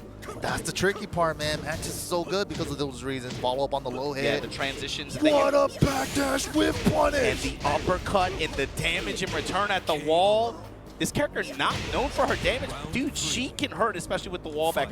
Really consistent wall ender. Her like open stage damage is kind of mediocre, but her wall combo damage is crazy. Especially when you have stance pressure to complement that as well.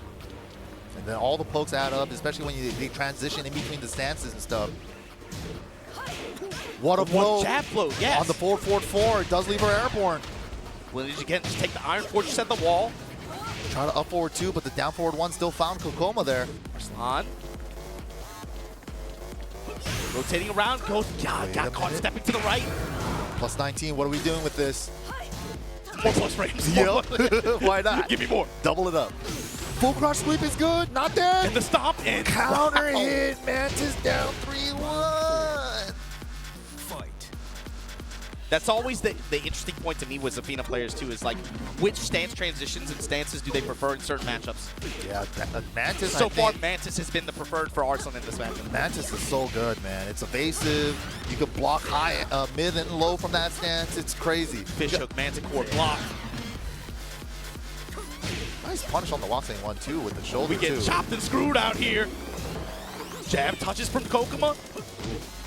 Finally, the slide kick. Got the wall pressure from Kkokkoma, but the slight sidestep right, turn the ties around. Down Up forward 2 to get it back. Slide punch. Ooh, Counter the check hits on the range drive. Wow. Final round. Fight. Tekken 6 scenario campaign follow up on that down back 3. Kkokkoma runs to a jab. Arslan pressing now with Scarecrow. Yeah. And Tarantula, nobody has a super good punish Hey, against she Tarantula can get like low, that. man. She can get low. Oh, she'd be like that. No, too far. Yeah, the good mix-up again. Nice block this Kkokkoma. time, though, on the full crouch sweep. Should be the wall. While standing launch, all the way to the wall. Boom. Sam! Nice block on the down 2. chops.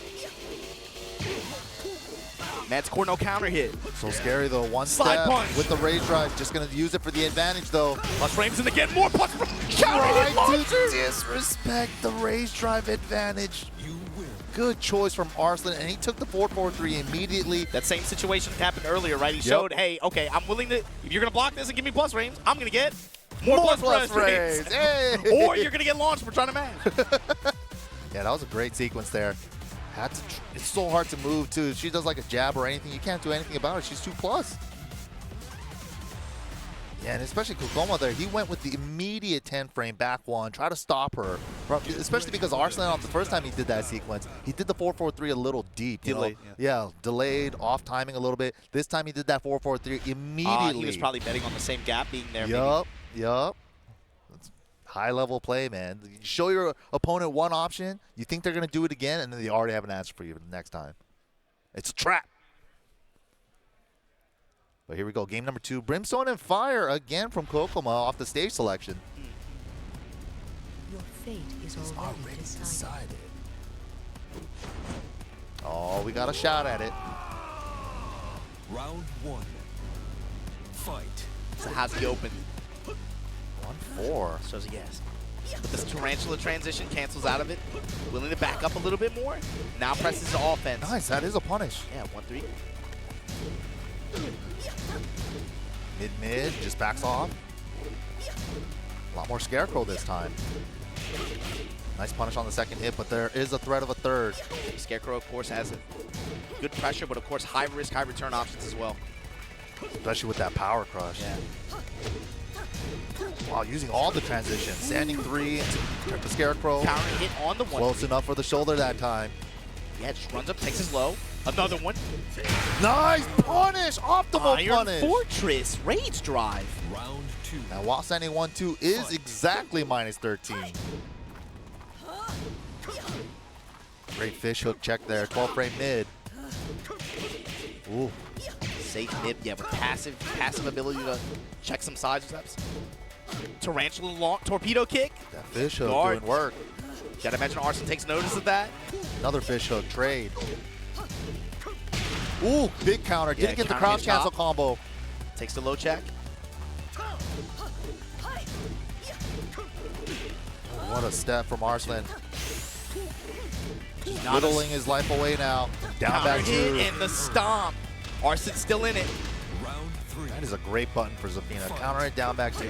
13-frame mid. Side step left, down forward 2 to start it off. Should be the wall. That's the key point of it too, right? You want to sidestep left against Zafina fundamentally, but that down back 2 like that will catch that sometimes. Yeah, that down back 2 is surprisingly good. And especially and you get the the counter hit benefit of- knockdown. Yeah, the counter hit knockdown to get a nice little chunk for it. We're seeing a lot more coming out of Arslan now. Ooh, 10 Low strings, kick, do we lifting the know? whole string grip. Okay. Just stopped at the 4th, 5th hit. Kkokoma's mixed with his jab strings and his that 1-3-2 with Feng. Yeah, He's Kkokoma's playing really well He's right been getting now. solid return out of it. He's keeping up with Arslan right now. Back Kempo, fainting. Nice Whip punish with the punish! Rage Drive! Yo! Every round he's got was that Round blue 4. shoulder. Fight. For Kkokkoma, Rage Drive, it feels like it's definitely been the MVP here. Insane movement and launch option here from Arslan Ash, though. Yeah, a little too far, and it was a low wall splat. Kkokkoma back to the wall here. Jab, ooh, a defiant jab of Barek. Visual kick again off the wall. Oh, down back 2 to keep him in check. Yeah, you want to go to the left side. Get Grab, off we of break me. it. Oh, tech Now blow. counter hood. Slide kick and the Rage Drive again. It's too far. It was too far to pick up. Kkokoma's still in it. What a Not step. anymore. Wow, even on rounds here, set Final point. round. Arslan Ash from Pakistan. What a block and perfect punish from Arslan. This wall combo's gonna hurt. Low damage, that's what they said. Minus 50%, just like that. That's what they do, man. Oh, got him in the back. Wait, wasn't able to get the conversion off of that wall splat. Fish hook goes low. Full crouch sweep again. Stop. Final chance for Kkokkoma. Miss punish. Wow. The low touch and Arslan Ash 2-0. So good. So clean. So far undefeated in group stage play.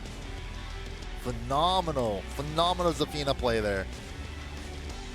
The way he was just controlling in every situation. Like, one time in that game, Kkokkoma only had the option of sidestepping right away from the wall. Yeah. And he knew that. And he was spamming down back too. I dare you to try to move. Get hit by this. That was that's like the layer 2 of that situation, right? Especially with the sidewall in that position.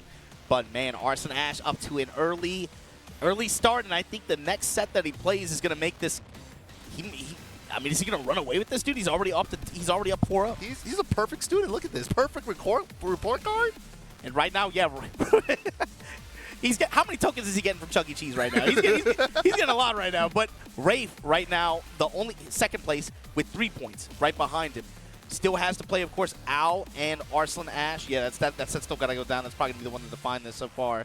But, man, it's looking good for Arslan right now, for sure.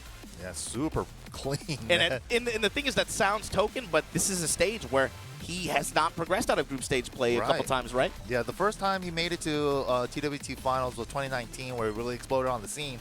And then he specifically said during interviews that, we thought we were the best. I thought we could just coast through, and they didn't really train for the finals. He said that in the interview, and then they weren't able to make it into that top 8 stage on the final day. So ever since then, I feel like Arslan wanted to be able to take one of these home, especially this year too, to get the 3P, right?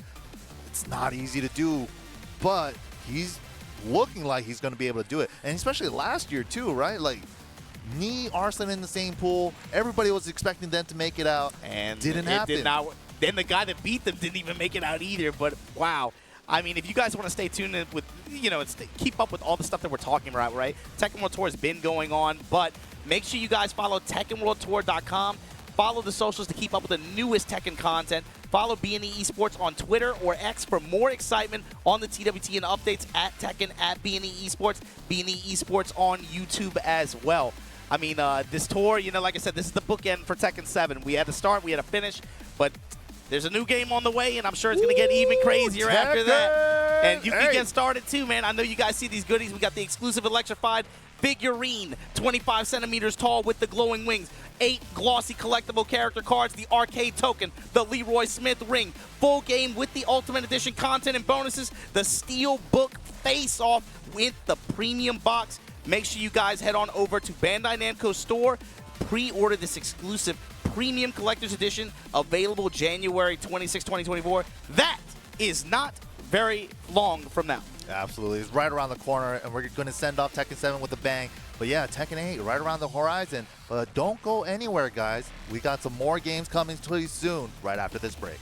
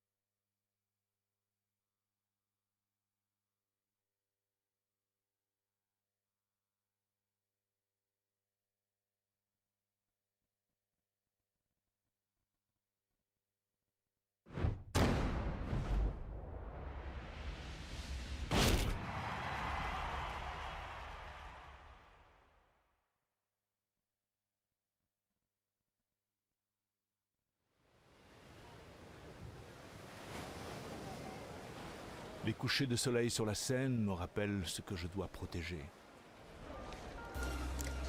Je vais m'en charger.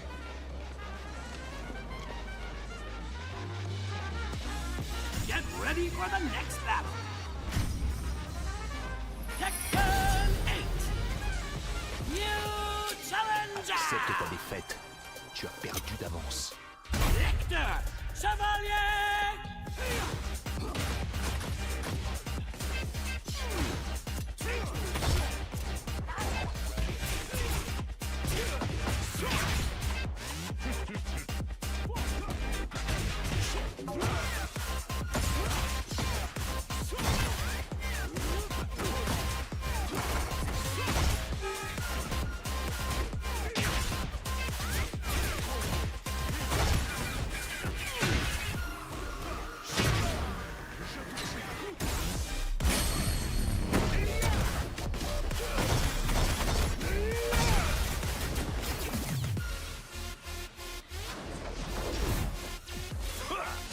Il y a de l'amélioration, Raven.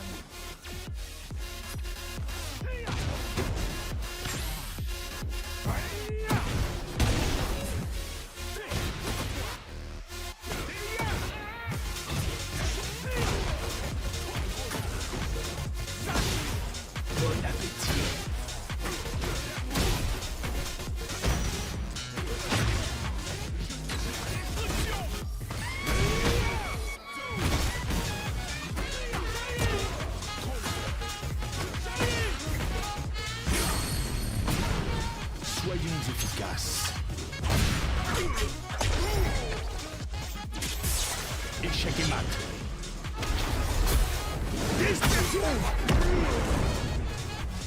Nous sommes les seuls à pouvoir contrôler l'équilibre des puissances de ce monde.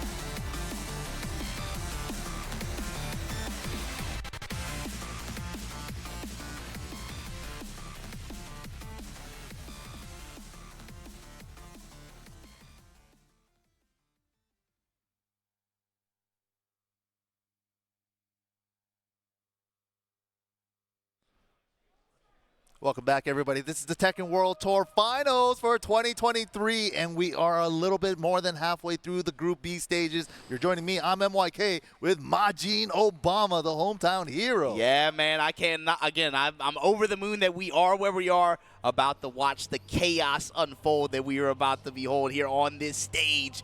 Man, coming up next, again, this is Group B stage fanfare, Ao versus Raef.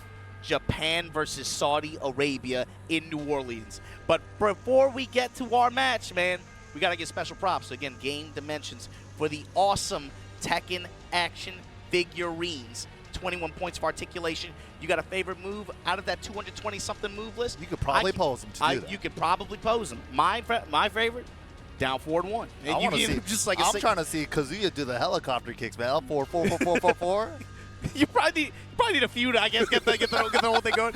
But again, big ups to Game Dimensions. Make sure you guys get yours with the code free shipping. Use that QR code at the bottom of the screen. Go to store.bandainamcoent.com. Place your order. And again, thanks to Game Dimension for supporting the Tekken World Tour the way they have. Make sure you guys support them as well. Absolutely. Big shout outs. They already got Wave 2 out, but let's take a look, another look at the report card for Group B. Arslan Ash here, the perfect straight 8 student with the 2-0-2-0 in both of his sets. Yeah, I think a big question mark for him going into this was the Ao set, especially after Evo. What's Ao's response, especially after the win that he was able to get on him in group stage at the same event last year. But Arslan Ash quickly silenced all critics, I think, if there were any left in the building. As you see right there, 4-0, 2 wins. Man, this is going to be hard. Anakin, Raef stepping up now, have to go up against him. But first, Raef from Saudi Arabia. Again, we seen him earlier. Really exciting matches, showcasing a lot of what Jin's just basic merits and strengths are as a character. He's still very prevalent in this game. And, you know, he's always putting his hands up, trying to get some parries off. But he's going to have to go up against the #1 ninja from Japan, Ao, running this Kunimitsu. Yeah, and Ao's been, I missed Ao, man, especially since Tekken 6 Elisa days. And seeing that he finally has a character that he can mesh with that well with the Kunimitsu too. It was cool with the interviews too, because when that question comes up, like, it sounds corny, but like when you ask a player, right? When you ask a player, like, yo, how do you feel about this character? And you know, like, if it's not a character pick that you're forced to make, but it's one that you voluntarily like, this is the perfect character for me. He said, like, Riso Tekken, the character. This character is my ideal character, is the way he put it. Let's go. You know, and the Koreans also have a saying too. Sonemachi just means like it fits in my hand. Yeah, exactly. Like, like this is my character. It just works with my hands, you know. And like if you played a lot of games or you've ever had a character that meshed with your style and the way you like to play the game like that, you know how that feels. And being able to see this kind of match between these two players like that on this stage in New Orleans, Louisiana, in group stage at the Tekken World Tour 2023 Final. Let's get it. Raef versus Ao. Saudi Arabia versus Japan. Infinite stage. Oh my God. Big block on the low. Already. Comes up with the hop knee punish. Dang, there were so many forward fours in there. And the end gets ninja. take the guaranteed damage. Nice little chunk of unscaled at the end. Back to small Tekken now. All the explosions are gone. 2-2 just tags him. Checks the set, but gets a low parry. Great mid interception there from Raef. I love that combo. It looks so sick. Gets caught with a stray hit there into the rage art. No funny business. And just catch out, get the round. The burning blade. Why she got so many swords, man?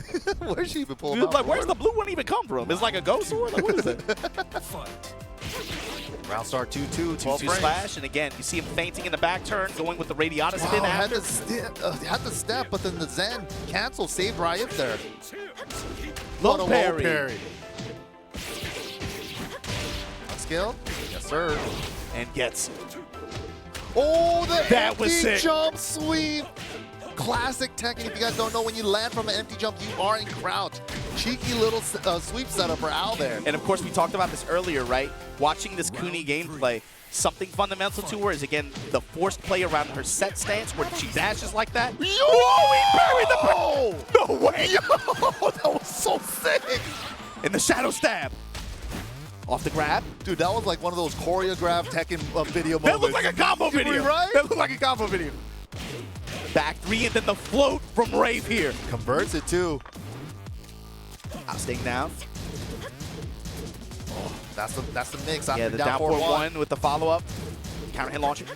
Oh, playing around it. And you saw Raef putting his hands up too. That's a tell for Al. It's not me, officer. Oh, big counter in forward four though. Not quite enough to kill. We're gonna set it up for Oki. No, just gain No, just damage. take the damage. Safe. Oh! Monty spin kicks in the sweep. Not that 4-4-2. Yo! Smart stuff. Stay ducking to get under the high and gets the punish. Fight. Miscalculation from Al there. Parry movement. Oh, what a step around the down back four. Yeah, and the 1-2-2 touch. Takes some Monty spin kicks after, willing to back off. Safe mid checks from both players. Wow, the back Ooh, two, the interception one. on the set. Yeah, he's done that twice now. I really like that move choice for Set. Set stance overall has mostly been nullified. Aside from that jump, he got some full crouch mix-up return, but Oh, the damage is adding up. low touch. Ooh, takes the damage while you're getting on the floor. Leg drop. You want a leg drop? Fine. I got this blade for you. Ooh, 2-2 touch. God, Spin in the that's face. it. Forward 4-2. The rising upper slash. Ow. Game one. I really love how Al messes around with that 1+2 stance, goes into back turn, turns around, makes it look like he's just turning around, and then he sneaks in with a turnaround full crouch sweep. I think it's also like it shows how much he respects Raef too. I think his reactions in particular. Right. And especially if he knows he's looking for parry like that, that's why he's showing a lot of feints to throw off his timing. Okay, yo, you think I'm gonna go back turn? You think I'm gonna go spin, right? That's when I go full crouch, get you with the sweep, get guaranteed return after that. Like, man, it's so many layers. yeah, it's like in boxing, right? When you start to just like stomp and then you move your shoulder that one way, they think you're about to throw a jab or something or a straight. The Uncle Vi shoulder pump. Yeah, pretty much, yeah, it's just like I'm about to do a DP. But that's what this character allows for with the way she has so many stances like that, right? Yep. Between spin, between full crouch, between back turn. Yep. It's a lot to look for, and it happens so fast. And then just the fact that she could play at so many ranges too. She has that kunai. She has Set to close the distance. She has a weapon down forward too. It's just, man, both of them using their tools fantastically. And even too, like, wow, definitely aware that Raef is a very parry happy Jin. So yeah, like you said, the paints are definitely coming into play and working out. Here we go, game number 2. What's the stage gonna be? Where are we going with this? Jungle Outpost. The Outpost. This balcony break is the easiest to get to the next wall, so maybe we'll see some crazy combos. You also have the extra wall break on the bottom level as well. Floor, yeah. Question is, when are we going downstairs? How early? Who's it gonna benefit to? Man, watching this, coming off that Elisa trailer yesterday, I love how they've gone back to character intros, special character intros. I love that, bro. That was like one of the coolest things in Tekken 8. Falling hail, mid checks, and again, no counter hit there. But forward 4, Raef trying to get in on his terms. You saw the hands go up. And Lancer safe string. People at home, when he throws his hands up like that. Oh man, he caught him. The spin into the strike, counter hit launch, boom. Slash, slash, slash, slash. Oh, actually went through on the last hit to the other side, so they lost wall positioning. Great return at the wall here for Al, and then Monty spin kicks to close it out low. Round 2. Fight. Man, I remember when Kunimitsu first came out. Up back 2, 13 She frame just cut him counter. in the face like that. Get cut like you're ugly. Crouch at the offset. These low strikes from Raef. And you're ugly because you got cut. Two swings. Low parry. And Al is going to get the wall as his reward here. Oh, funky angle. Yeah, but can't 1, get the full 2, return, 4. but he finds it again. And the peel off, and the resplat. And Kept the it. safe mid-check as he's peeling off. Excellent. Al, Super right now, safe. set, control, set point. Ooh, gets tagged with the Tong ball. In the back, not too much though. Good mid check, hit her out of the sweep. Excellent step to the left side. Ooh, Evade strikes. again. 1, Or 2, 2 shells for some reason. In the full crouch, rising slash. Bro, Al's all over him. He had the wild standing 3, but he was off axis because of the tech roll. Parallel to the wall. Oh my No God! He got him! I've never even seen Al do that before. Down 1 on blocking to rage art. The confidence to go up like that. 2-0 over Raef in group stage play. Gyogun Al. I 100% got it. I also did a down forward 1 there. I know everybody at home in the chat also got hit. You all did a down forward one there. Fast set there. Yeah, that was a a really aggressive opening too. Dude, that game 2 was like, I know everything about you. I know what you had for breakfast. I know what you had for dinner last night. I know everything about you. And thinking about it too, we touched on this earlier. A lot of the players in this final that you're going to see in the group stages, they might not be playing Jin today, but there's a lot of Jin DNA. Ao in particular has a lot of practice against a couple of those players. Yep. That's a matchup he knows very well, in particular, just on the character matchup values, right, on paper. Yeah, especially like you said, like Shikuden used to be an old school Jin main. He's been playing for a minute. Yeah, I mean, you heard him say it in the interview, right? He's like, I don't want to fight Chikarin before the final because that dude knows me very well because they play together so much, right? And they practice. But there you see Ao going up 2-0 over Raef. Raef now at 1 point, 2 set wins. Correct? Yeah. 2 set wins. However, 0-2 to Ao, so right now he has a 1 point differential, but he's 2-1. We'll leave it to the mathematician to keep us updated on the scoreboard. Man, it's been so crazy to call it, but Raef doing phenomenally with the Jin, but Ao just had his number on that last game there. Yeah.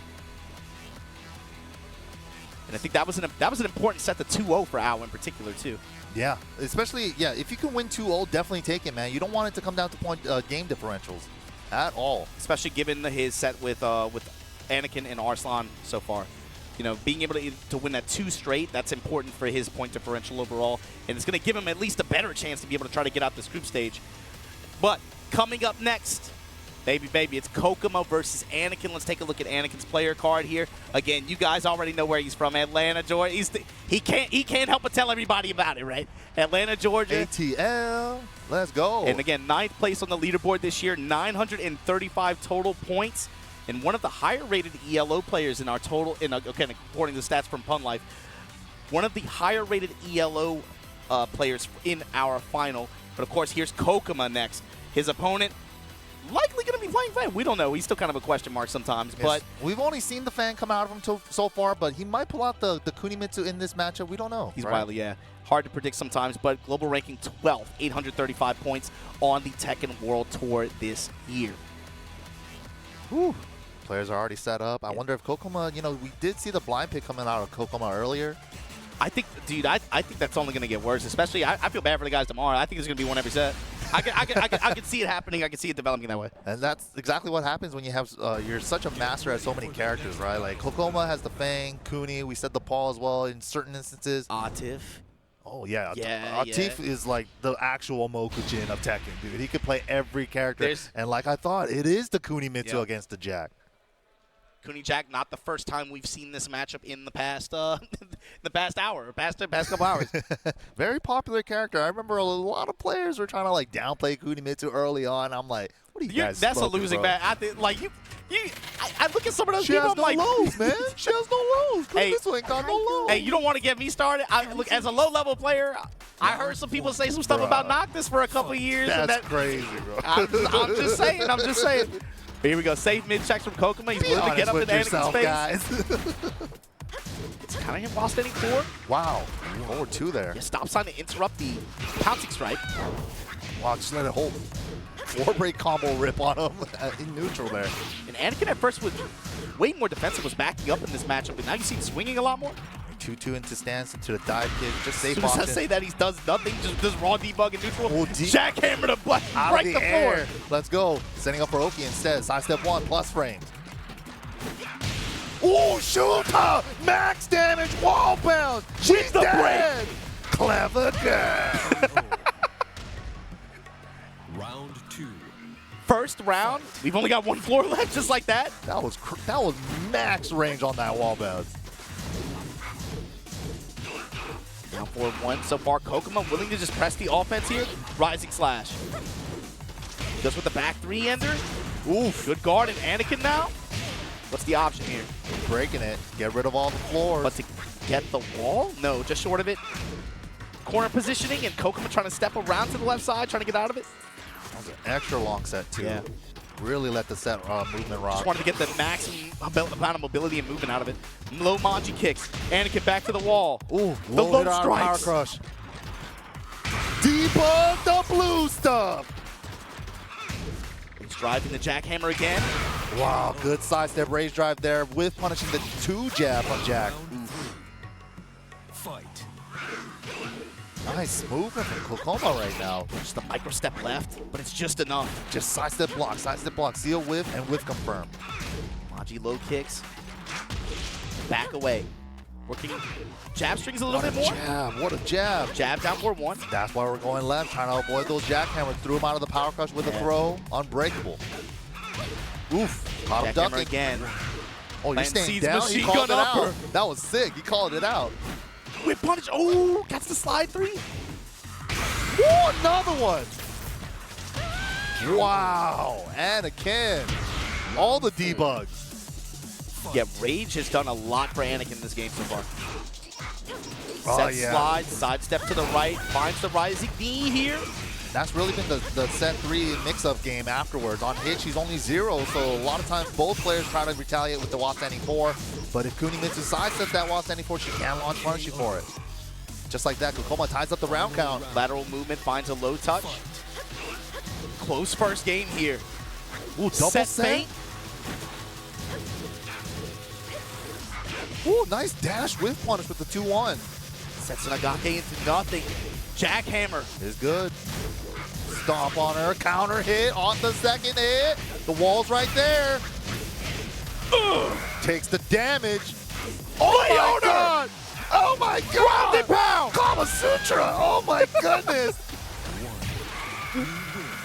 And Anakin takes the first game. Wow. He just pancake crashed that little girl. She's dead. It's like the trust exercise. Like, yo, hold me, hold me. I can't catch a rope. I can't catch a refrigerator, bro. All right, here we go. Game number 2 coming up. Kkokkoma, you know, he tried the Kunimitsu. Looks like he's sticking with her. I mean, yeah, it was a close game, you know? Sticking out with her on the same stage, too. stage. She got a nasty floor break combo if she's able to utilize it. Yeah, with the Engetsu enders, too. But it felt like Anakin was the one that got the most return out of it the first game. Right, the flow, jackhammer, like that was super clutch, bro. Oh, he tried to punish the second hit, but the third hit still got there in time. Back turn, low strike. Ooh, full count sweep. Yeah, the low cross chop. Nice Anakin talk. back to the wall. Great tuck. Yeah, just in case the third hit. He wasn't sure how to interrupt it. Ooh, another rage drive. Yo, Anakin Rage. Timing on the jackhammer Drop on bows Waco. on her. Round 2. Anakin with Rage, this set has been very, very, very well. Like almost the every single timing. one has hit. The timing. He just knows where to place it. Ooh, the high worked out. Oh, that was a punish. He committed to double down back 1-1 and caught his timing with the hop kick on the jackhammer, but screwed a little too close to the wall, so not going to get a wall combo. Safe mids in the flip kick. Kkokkoma now. Back 2. Missed the No punish. Low touch and the low cross chop. Uh-oh. Kkokkoma back against the wall. Not tried it again. Not twice. Oh, wait. Every rage drive has hit. Another debug, and that's a punish on hit. Smart choice from Kkokkoma there, taking the debug grounded at the wall. Even so, Anakin with Rage this set so far. That is an angry, angry man. 2-2 slashes, threatening the dive kick. What a That time we let it rip. Oh, Confirmation. she actually went through, so she's not going to get her nasty floor break combo there. Another one. Still a huge chunk here. Mid strikes. Falling hail. Stepping to the right side, trying to hold this wall. Yo! Uppercut! Interrupted the set. It's a little too far, so we're going to go for the floor break. Get as much ball carry as possible. Yo, it's not like 100% hit Yo, Anakin ratio. is crazy. Anakin is crazy. I thought he was going to wind it up. Jackhammer, the cross. Oh, okay. He was feeling himself a little bit there. I respect it, though. It was always working every time. Why not? Do it till they give you a reason. Now the jackhammers are out in play. Yeah, establishing it in mid-range. Kkokkoma has to be cautious about how he steps, how he moves to the left side, maybe. He's keeping it very 2D so far. Set stash. Rising slash after the sweep. While standing for the Jump counter string, hit. and then again, break the floor all the way to the bottom. This hurts. And gets. Jeez. While standing 4, big chunky while standing 4 there. Low jabs, working his way off the wall. Oh, -14. No punish at all on the 1-2-4. Jackhammers the set 3, still hit him. Catches Uppercut! with the down. No, she's so small. No way, high crush. Oh my god! Deeper. Anakin on set point. The crowd is erupting Ooh, off it of just that got one. real. 1, 2, 2. Oof, Jackhammer. but we're on the bottom floor. Nice step from Kkokkoma around the jackhammer this time. Gonna get the wall. Big boy combo. Spring kick. Eat it raw. Ooh, Jackhammer. I like that deep dash jackhammer too. Make him think about it. Low carry. On the set 3, we're going for wall carry. Side wall though, doesn't overcommit, safe stuff. Debug again, high crush. Oh my god. The mini uppercuts, shades of Joe Crush, blocks the full crush. Anakin 2-0 over Kkokkoma in Group B.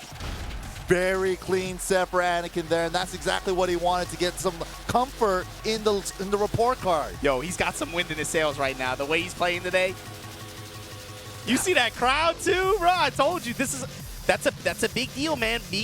It doesn't seem like it would have a huge impact, right? But having home field advantage like this, not having to travel across multiple time zones like that to compete in the stage like this, that makes a big difference. Big time, big time. And, you know, of course, the jet lag is definitely a thing in tournaments. You know, you got to change your food diet, too. You don't know what you're going to eat out there.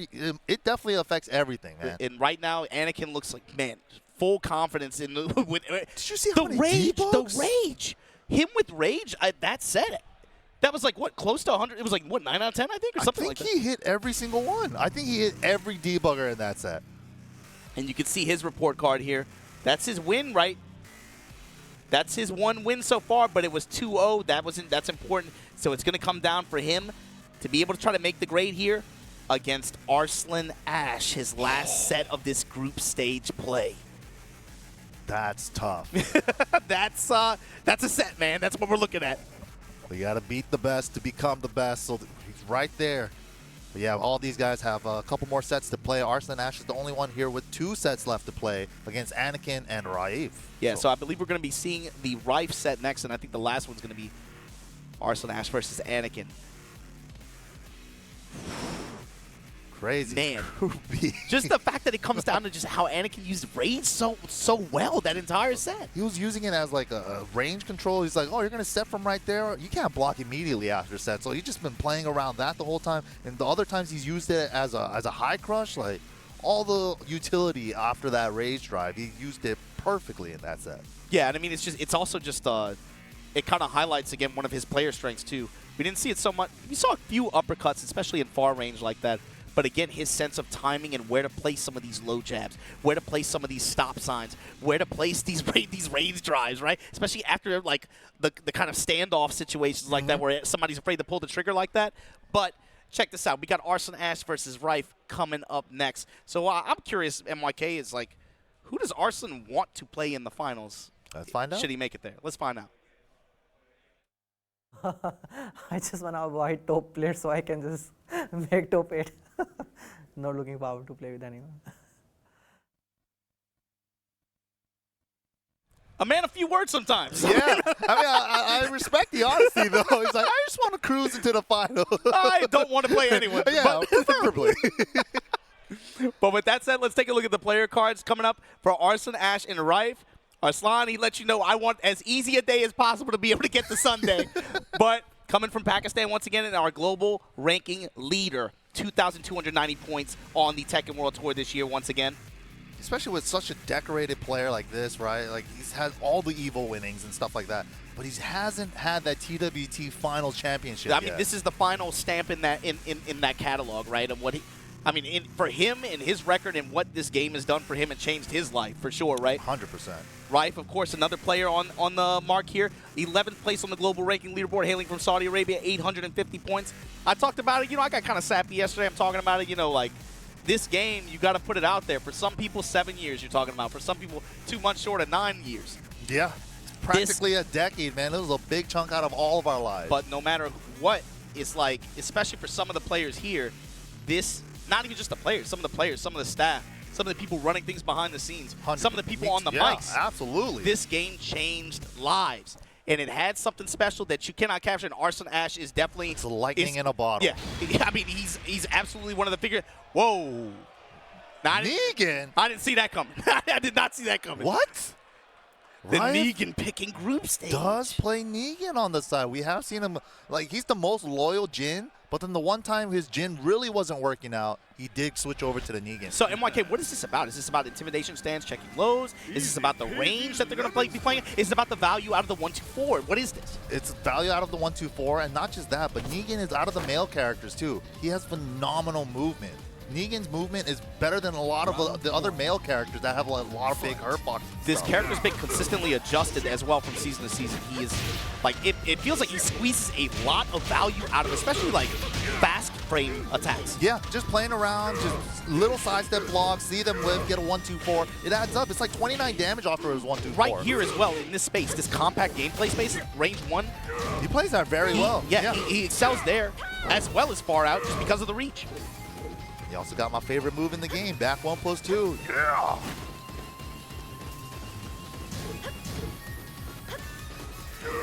Raef willing to guard, shows a whiff, no punish. Arslan with the 2-2 slash. What's a back to a kunai, though? Man. Round 2. Flash duck, he comes up with the wall standing 1-1 punish. Or rather wall standing 1 punish. 2-2 in the spin, 2-2 Radiata. Yeah, trying to sidestep left against that 1-1-2. Gotta go right on it, Arslan is playing very fast. He's getting in his grill, going for a lot of transitions in the back turn. See him going some Setsunagake stance as well. Ooh. Really, really switching his Just tempo. dancing He's on him willing a to little back bit. off, break on the 1+2. Safe mid, check me. Ooh. And I'm out. Monty spin kicks. Guard. Step all the way to the left and somehow kicks her in the back of the that leg. tracking was crazy. Back 2-4, homing attack. Pressing here. 2-3. 2-2 slashes, back off. Set 2, mid slashes. Crouch jab to offset your offense. Poke Oh, battle. Counter hit, though, from Kuni. set 4, oh my god. Trying to And catch him yes. ducking or maybe clip him with movement after that +3 on that down back 4. But Arslan doesn't bite. 1-2-2. The reward out of just 10 frame punishes like that. Set slide again. Wow. Into the hop knee. But big no drop. combo. Still Arslan with a huge life lead here. Counter hit, caught him ducking. That's the mix after that counter hit down back 4. Do you duck Yeah, to eat but a that? defiant hop knee here. Gonna get the wall. Slash, slash, slash, slash. Bro, Arslan Ash. is on a tear. He hasn't lost a single game today. That's crazy. That's crazy, but it's also a consistent reminder. This is the dude everybody has their eyes on right now. He's your global point leader for a reason. He is probably one of the, by now, he's the most decorated Tekken 7 player. I think so, yeah. 100% agree. I don't even think that's not even a controversial statement. Nobody even comes close. Yeah. At this point, he's going for extra credit at this point. He's really just going for the record books. 4-time Evo champion? He already got 2 this year? Going for the triple threat? With the finals? A triple crown winner, and again, we got to talk about this. Other people brought it up this weekend.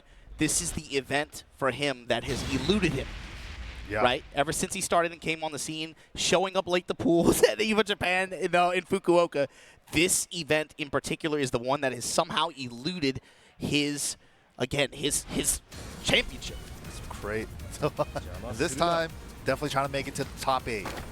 Hasn't been able to come out of the round robin section of the group play. But it's looking favorable for him right now. But he has to be able to put Raef away here. 1-0 advantage. We're on the elevator. We'll see if Raef had some adjustments here in game number 2. Got some tips from Joka. Mishima building is the stage. Yes. And we're just burning some clock. No, he is. Oh, okay. Just checking if my down button works. All right, nice. Went for the punish late. That's the scary part about that down forward 1 string. You got to just commit to punishing the second hit, or that's going to happen. And that duck and while standing launch, look at the reward. Huge, just 60% chunk, just like that. 1-2 in the Monty spin kicks. He's looking for a wall standing 1. Ooh, wave-oo. Little stanky leg. Yeah, the overhead kick. Safe mid checks. Defense Wall standing is 1, so he's good. mixing it up so much right now. 10 seconds left. And then just like that, back off. Gotta know when to hit the brakes. But man, gotta go in now. 3 seconds. LLR King, no time. No time. Round 2. That low touch when Arslan went up and got that low kick, that was essentially a checkmate. Yeah, he had to do the LLR here right there, but Arslan knew. I'm gonna swing first right here. The movement and the finesse. The back turn to evade comes up So with the while clean. standing flip kick. And the slashes at the wall, 45% just like that. 2-2. Just tag him a little bit. It's so good. A little swipe. Counter it up 4-2, but it was a side And one. note the sidewall positioning here too. Arslan pretty much dancing at full screen a couple of times now. Gotta counter it back 4-2-1. That's a tell for him, man. I mean, Raef got this round, but so far right now it feels like Arslan Ash is just comfortable. Yeah, really comfortable. He's feeling good. He's He's comfortable. partying almost like at full screen. Okay, these stature kicks now But these starting pumps to are add starting up. to, yeah. Hold on, I think Raef is figuring something out. Got a full cross sweep though. He thought he was gonna stay grounded, went for the double 4-4-2. Nice break. Oh, I thought he was gonna low stab. And then he sets right off the wall immediately. Count, he did it too early, too fast. Got clipped by the second hit of set 1-2. You see, Arslan after Manji kicks has gone to while standing 4 after immediately. That Crap cartwheel finish. was some baloney, man. He did down forward 3+4 and he got under Jin's jab. Yep. That's why Kuni they do it in that range like that, right? Many It's like- players try to say she's dead because that move got nerfed. I mean, it's not even that slow. It's not even that slow. It's a fantastic move. 14 frame punish if you commit to the full thing. Jin is one of the privileged characters to have a 14 frame while standing. Gets the mid wall bounce. 1-2-4 carnival. He's a pro tag. It's okay. Counter hit. The confirmation from Arslan too. And in rage, here's the thing. Rage Yo, back to the wall. both of them The empty wall jumps. jumps. He didn't commit to the down 3-3. It was over. Tap into the flip kick. Oh, God, mixed. Not over yet. One more chance. Both players glow in red. Wow. Set mid slash and Arslan Ash 2-0 over Raef in group stage. Perfect score so far. 2-0. Every parent in here is smile on their face right now when you get 100% A+ like that. And for the first time, Arslan Ash coasting into the top 8 like that out of group stage at the final. Dude, you know, like, growing up, my parents would always compare me to other kids, and that's exactly what's going to be happening with Arslan. It's like, why can't you be more like Arslan? How long have you been playing this game? You be more like He got Arslan. 100%. It couldn't have been that hard. You couldn't even get 95%, bro. Like, what's wrong with you? Be on a roll. Who cares about that shit? But there you see it. Arslan Ash 2-0 over Raef, 2-0 over Kkokkoma, 2-0 over Gyogun Ao. And that's going to put it on the last set that he has against Anakin. My goodness, look at that report card, too. We haven't seen that yet today. Perfect score all around the board. 2-0, 2-0, 2-0. So right now, you're looking at Anakin and Ao as the next players up in terms of point differential. But, yeah, so these last 2 sets matter. This is huge. Yeah. This is huge. Who's going to take that second place spot to make it out of this group? Arslan is pretty much guaranteed at this point. Like, I don't think anybody's stopping him to make it out of this group. But is it going to be Anakin? Is it going to be Ao here? This is rough. Yeah, and speaking of which, we got Kkokkoma versus Ao coming up to the stage. Here's a look at the player cards. Once again, Ao representing Japan. Global ranking 14th, 776 points. According to Pun Life's ELO formula, 1782. Going up against Kkokkoma, 1,836 ELO. 12th on the global leaderboard, 835 points. Is this going to be another Kuni Feng matchup? I believe so, yeah. Definitely going to be a Kuni Feng matchup. I mean, just having both the EVO Grand Finalists where we had a bunch of mirror matches at this EVO. Yeah, we're going to see a lot of Kuni. And, of course, Kkokkoma, another Kuni in the mix. So, yeah, popular character. She's pretty good. You know, some of the matchups we've seen in this group, I must say, pretty anime. I must say. But Obama, Tekken's not anime. I hear you. I'm also, you know, a little anime, a little bit. It's hella anime. But yeah, so the point, that's the thing. It's not only is Ao's win important here, but also the point differential. That's going to come into play. Yeah, and this is kind of what happens, right? Like, Kkokkoma hasn't had the best run so far in this group, but he might be able to play spoiler That's here. always a consistent threat in this group stage, especially at this. We've seen it time and time again. Well, I mean, hell, Arslan last year, right? Ao last year, he was that guy, right? Oh. He was that stop sign until he got stop sign. That's crazy, bro. It actually feels bad. And Ao, too. By the divine one. Dude, double runner-up at EVO for 7 in this lifestyle. You know, it's good you brought that up. It's because, like, man, we watched the LCQ yesterday. We talked about, you know, Jad, Gerlanda, Bilal as the winners of the LCQs. AK, when you break it down, just like the Eternal Bridesmaid. Dude, that left at the altar multiple times. That's like, I don't know how you can take it, man. I would have broken a long time ago, man. Yeah, and it's like you go from that to looking at a player like Ao, not a huge difference, right? They're pretty similar. Yeah. Imagine you play a game like Tekken 7 and it changes your life. You open the game 2nd place. You finish the game 2nd place at the biggest at EVO at the biggest tournament for the game. Well, when you put it like that, oh, that hurts. That hurts, but Ao, not out of contention here to make it to that top 8. He still has a chance to make it out of Group E. Yeah, and player mentality, too. It's like, you got to look at it as, like, focus on the match that's in front of you. Focus on what's on the opponent sitting across from you, right? If you happen to get out of group stage and you make that 8, anything can happen from there, right? It's just a double elimination bracket. 100%. But here we go. Kunimitsu for Ao and Feng for Kkokkoma. And we got Infinite Azure as the stage. Here we go. Infinite stage. 怪盗国光参上です。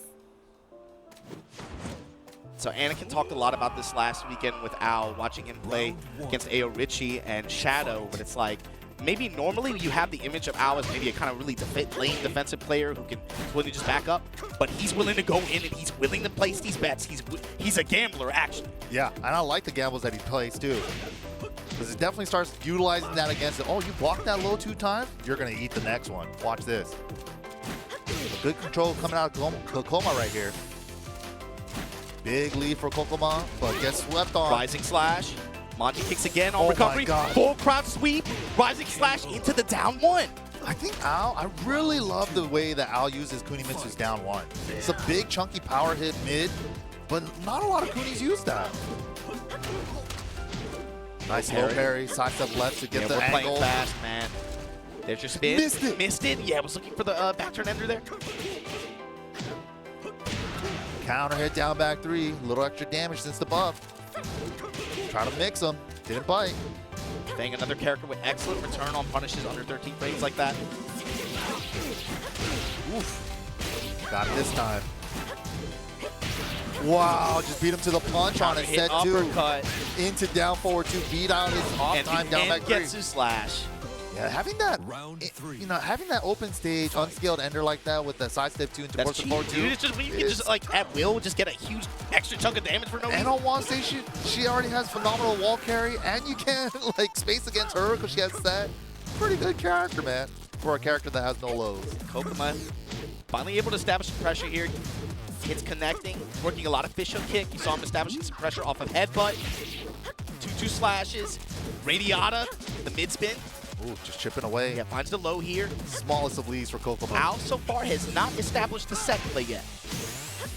Mostly about full crouch. And pokes here and there. Double duck on the 1-3, but didn't get any damage out of it. Threatening dive kick, low parry. That's trouble, that's trouble. With the Rage Jar and that little life, it's close. The angle, is it gonna hit? Nah. No. Too far to the left, unfortunately. Even if it did hit, I wasn't confident that would kill him. Right?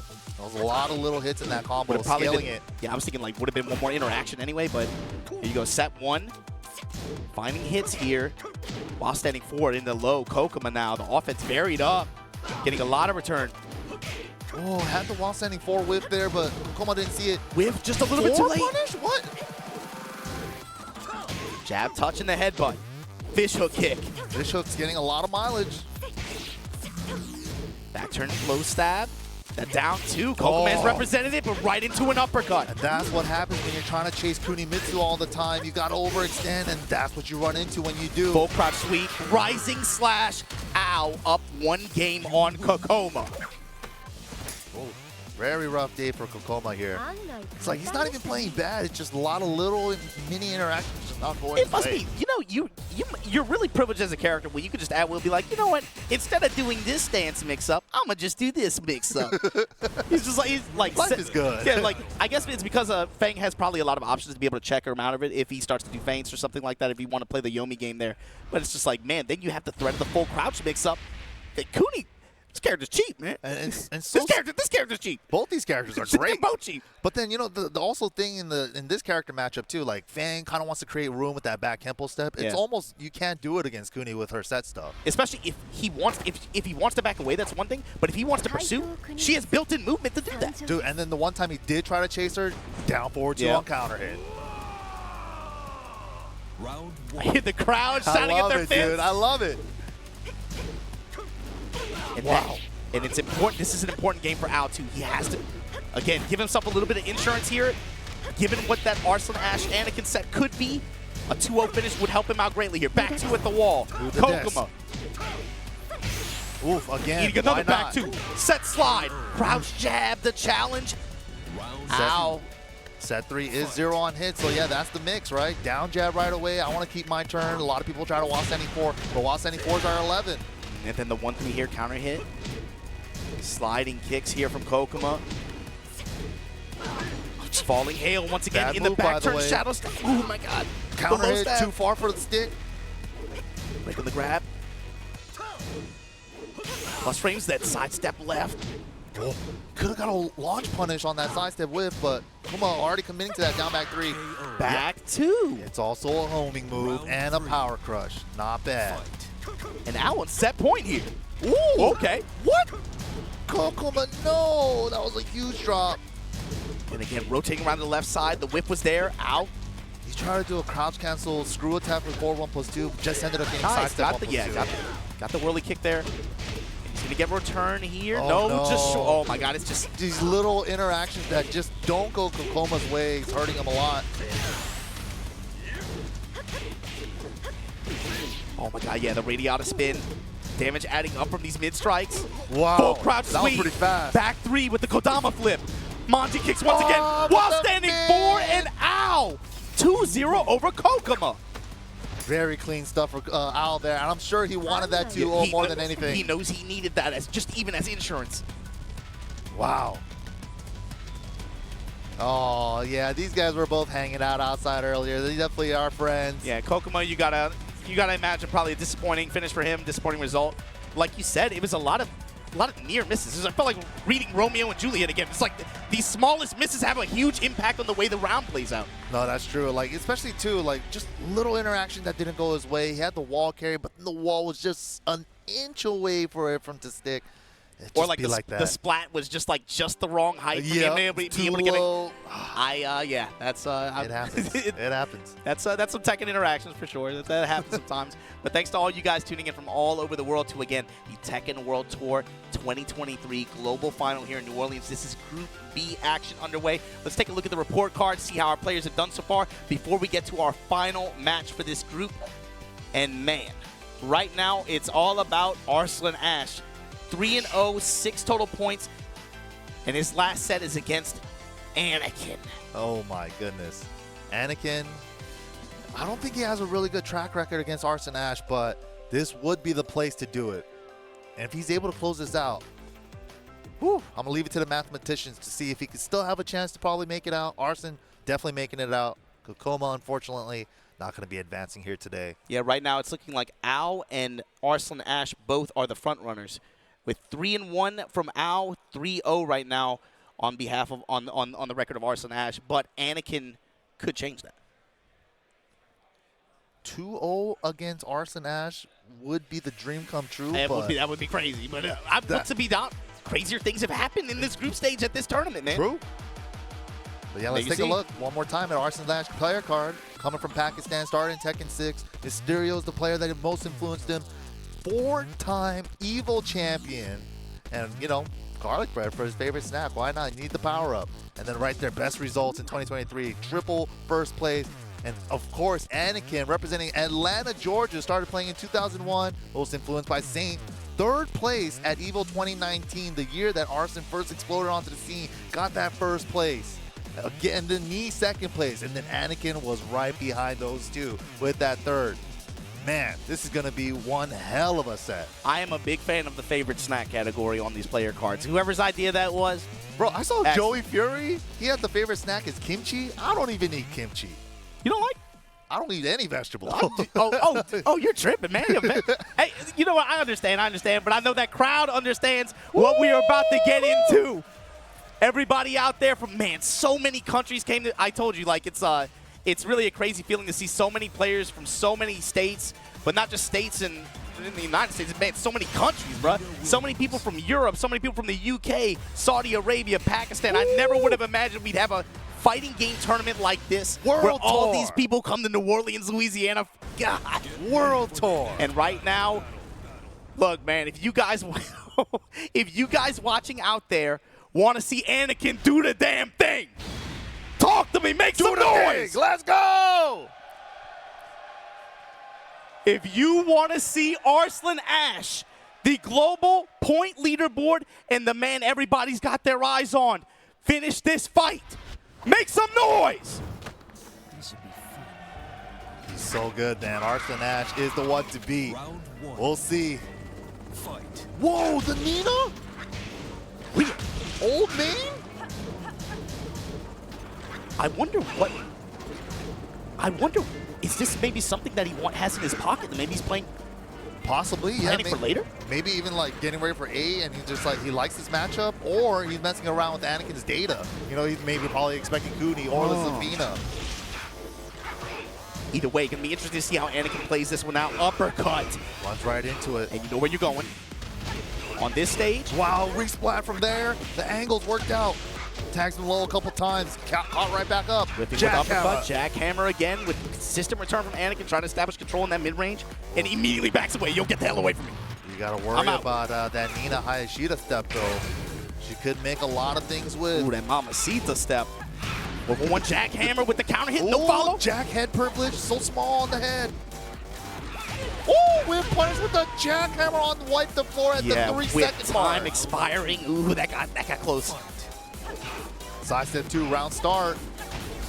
Got the loops, you got the butterfly loops. Only needed 2.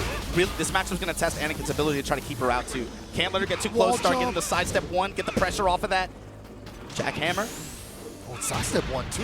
Yeah. See Arslan fishing for it. Down back 3, working doubles it up. The stilettos, man. Those heels, they hurt. They do hurt. Jackhammer. Fishing in mid-range with upper. I think he's threatening the poison mist or command throw setup. There it is, poison mist. Yeah, she got bad breath, bro. She got bad breath. Stay away. Get her some Listerine, man. And she got wear a mask. No, nasty. That shit's purple, dude. What are you eating? Oh, wall bounce with no follow-up.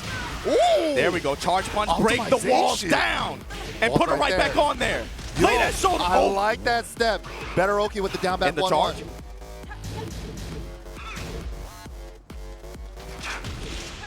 We'll keep out with the side step 2. 20 seconds left. Yeah, at that range, you got to worry about her slide. That's the main tool at range like that for her. Rage is gone, though.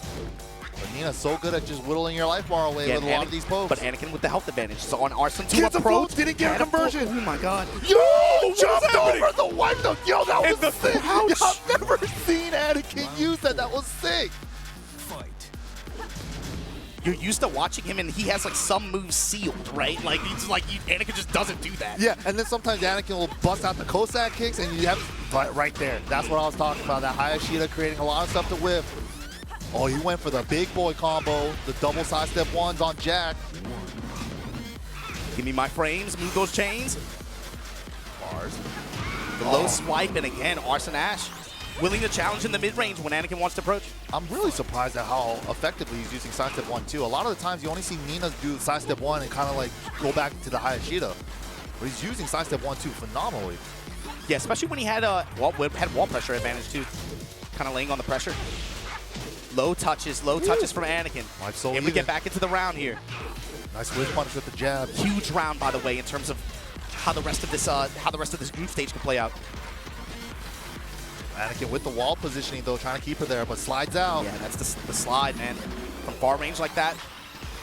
When he Yo, approached that timing, what? the phantom limb uppercut. Big damage, and it's enough. Anakin. That's the way to do it. Up 1 game against Arslan Ash.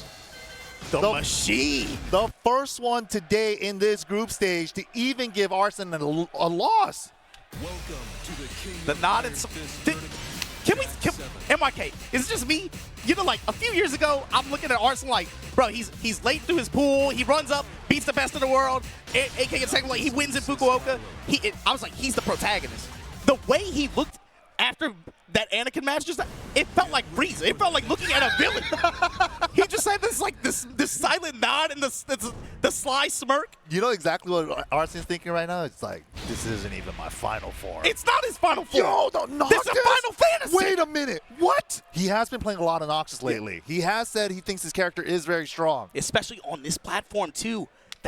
I gotta wonder how much Noctis experience that Anakin has, right? Well, I mean, you do have Noctis players in the United States. We saw one in action last night. BDX, But big how shout big, outs to him. and of course, you know, CBM as well, representing this character on tour all year long to exceptional results. But Arslan Ash's Noctis, what's his approach here? Approaching What with the a safe step. mid, step to the left, rising the wall. upper in the wall. Emo man, I love my chemical romance. Safe mids, low strike. Swinging with the tutus, the down 4-1 follow-up. Stepping left constantly. Wait. Wow, great pokes from Arslan there. Down forward 1, down 3. Can I quote somebody? This character, hey, he needs better lows. That's what I heard. They usually be saying that when they try to downplay a character, don't they? This character ain't got no lows. I'm no comment, no comment. Jackhammer is good, though. Oof. Doubles it up. Time, yeah. Damage adding up here. Anakin. Ooh, the horizontal spear. He was ready for the Missed punish. punish opportunity, and Arslan was ready for the missed punish opportunity with a launch on his own. 2-2 at the wall, parallel to it. Debugger. Round 3. Fight. Right away, trying to put that stop sign out there. Anakin. It's been a minute since I've seen Anakin use debug this much, and it's been a minute since I've seen debug hit this much again. He's on something with that move today. I want somebody to run the stats on that. The hit percent on this today. He has been on point with it. Full crotch stab, shield bash. Oh, stayed down for too long. Yeah, that's the other threat of Noctis' wall pressure. It's not just about the step slash mix-up, but of course the full crouch mix-up there too. The mid at the wall, the shield bash, he can get huge return at the wall for that. Oh, gets under the jabs with the full crouch 1. Down 1. 2-2, step left, Thundaga after the safe mid, confirmable thunder damage. That's highly effective on a robot like that. Yeah. Poke. Oh, God. Push to the wall, down 4-1. Again, fished with the back two, the mids. Anakin fighting off the wall. How's he going to do it? And the lows haven't been in the equation for him in a minute. Arslan just bullying him there. He's never letting him off. And as soon as you say that, Emo Man at the wall. Double down slash. jab. Range drive is good. Hold on. Side step 2. Look for the Went for the mid. side step back. Chip. Drive and chip at the wall. Raise drive chip. And Arslan, just like that, is going to tie up the game point. 1-1. And that could come down to the game differentials now because of that. We got to see, man. We'll leave it to the mathematicians, but Anakin still trying to win the set. Yeah, I mean, the set primarily is what's going to make the difference here. But should it come down to a tiebreaker scenario, that one game might make all the difference in the world. But let's finish this thing. Arslan Ash versus Anakin, 1-1. The Noctis pick. Yo, Back to Thundaga. beat him to the punch. That move's so good. Back 2 all day. Final tournament for Tekken 7 and it's Final Fantasy here on this stage. Oh, didn't get the jump Side right. step back 2. Or maybe too far to the side. Doesn't go into animation. Confirmable, safe, far-reaching mid like that, confirmable in 37 damage.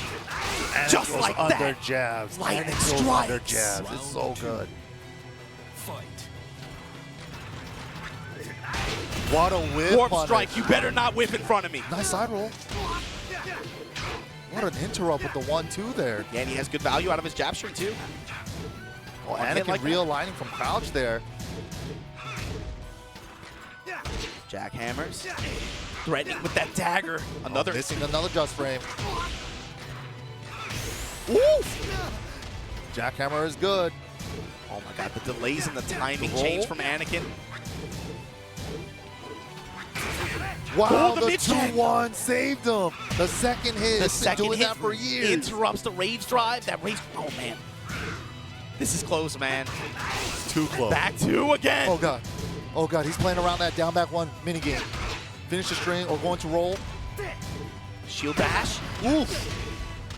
Big jackhammer. Caught him after the sidestep left. Health advantage on the side of Arslan. Poking with twin Got blades. under it. Doubles it up. Not good enough. That wasn't fast enough.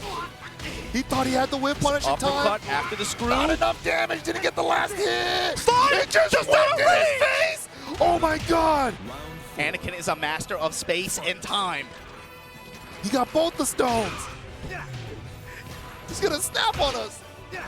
Stopka. He just casted it right in front of him.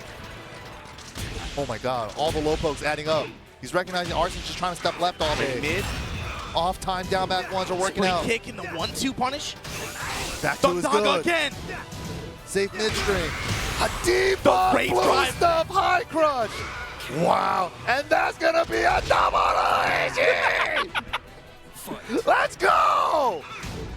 Is it gonna be Arslan, Ash, or Anakin? Last chance here for Tekken 7. This is so tense. 1+2 counter it is good. Yeah, the rotating swing there. Didn't get the delay right on the jump too. No combo. You saw him use the step in mid kick. Face down. The haymaker. Oh my god.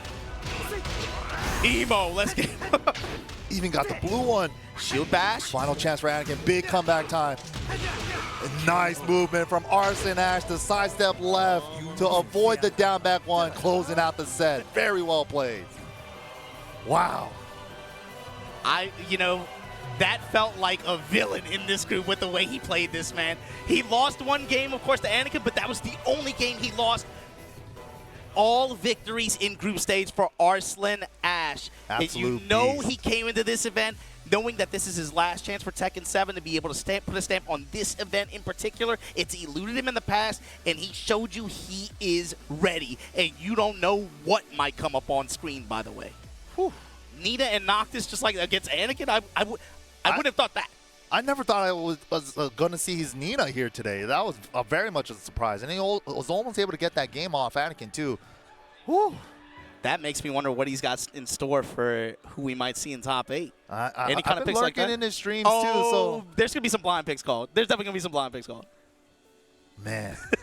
But let's take a look at the results from Group B. This was an awesome group to be able to see this play out on stage like this.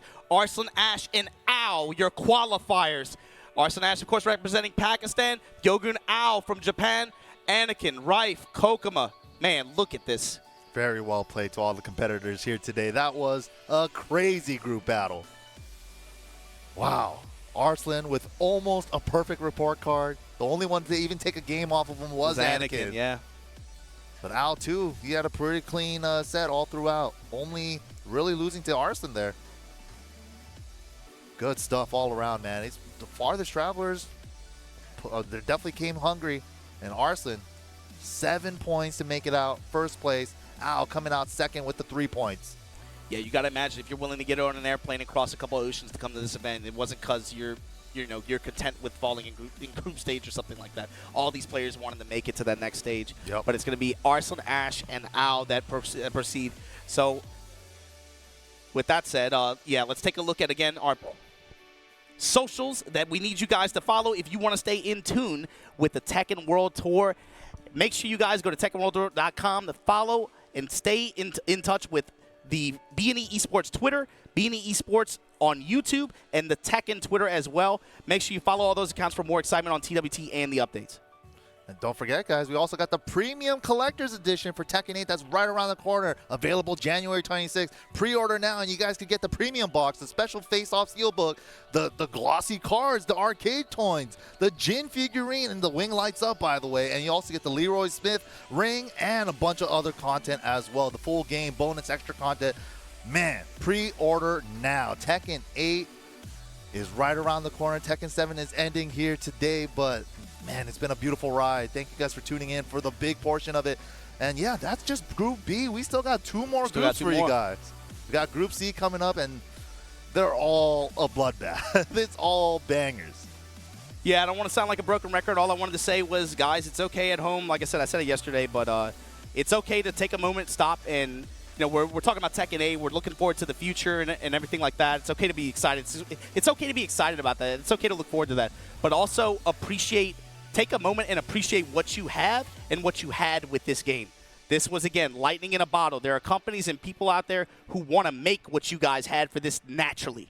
And it this changed kind of story, so many people's lives. I mean, the kind of stories that you have with Arslan Ash, then in Pakistan and Korea and Japan, that stuff isn't made, dude. That just happened. That's something you guys just had. So I wanted to say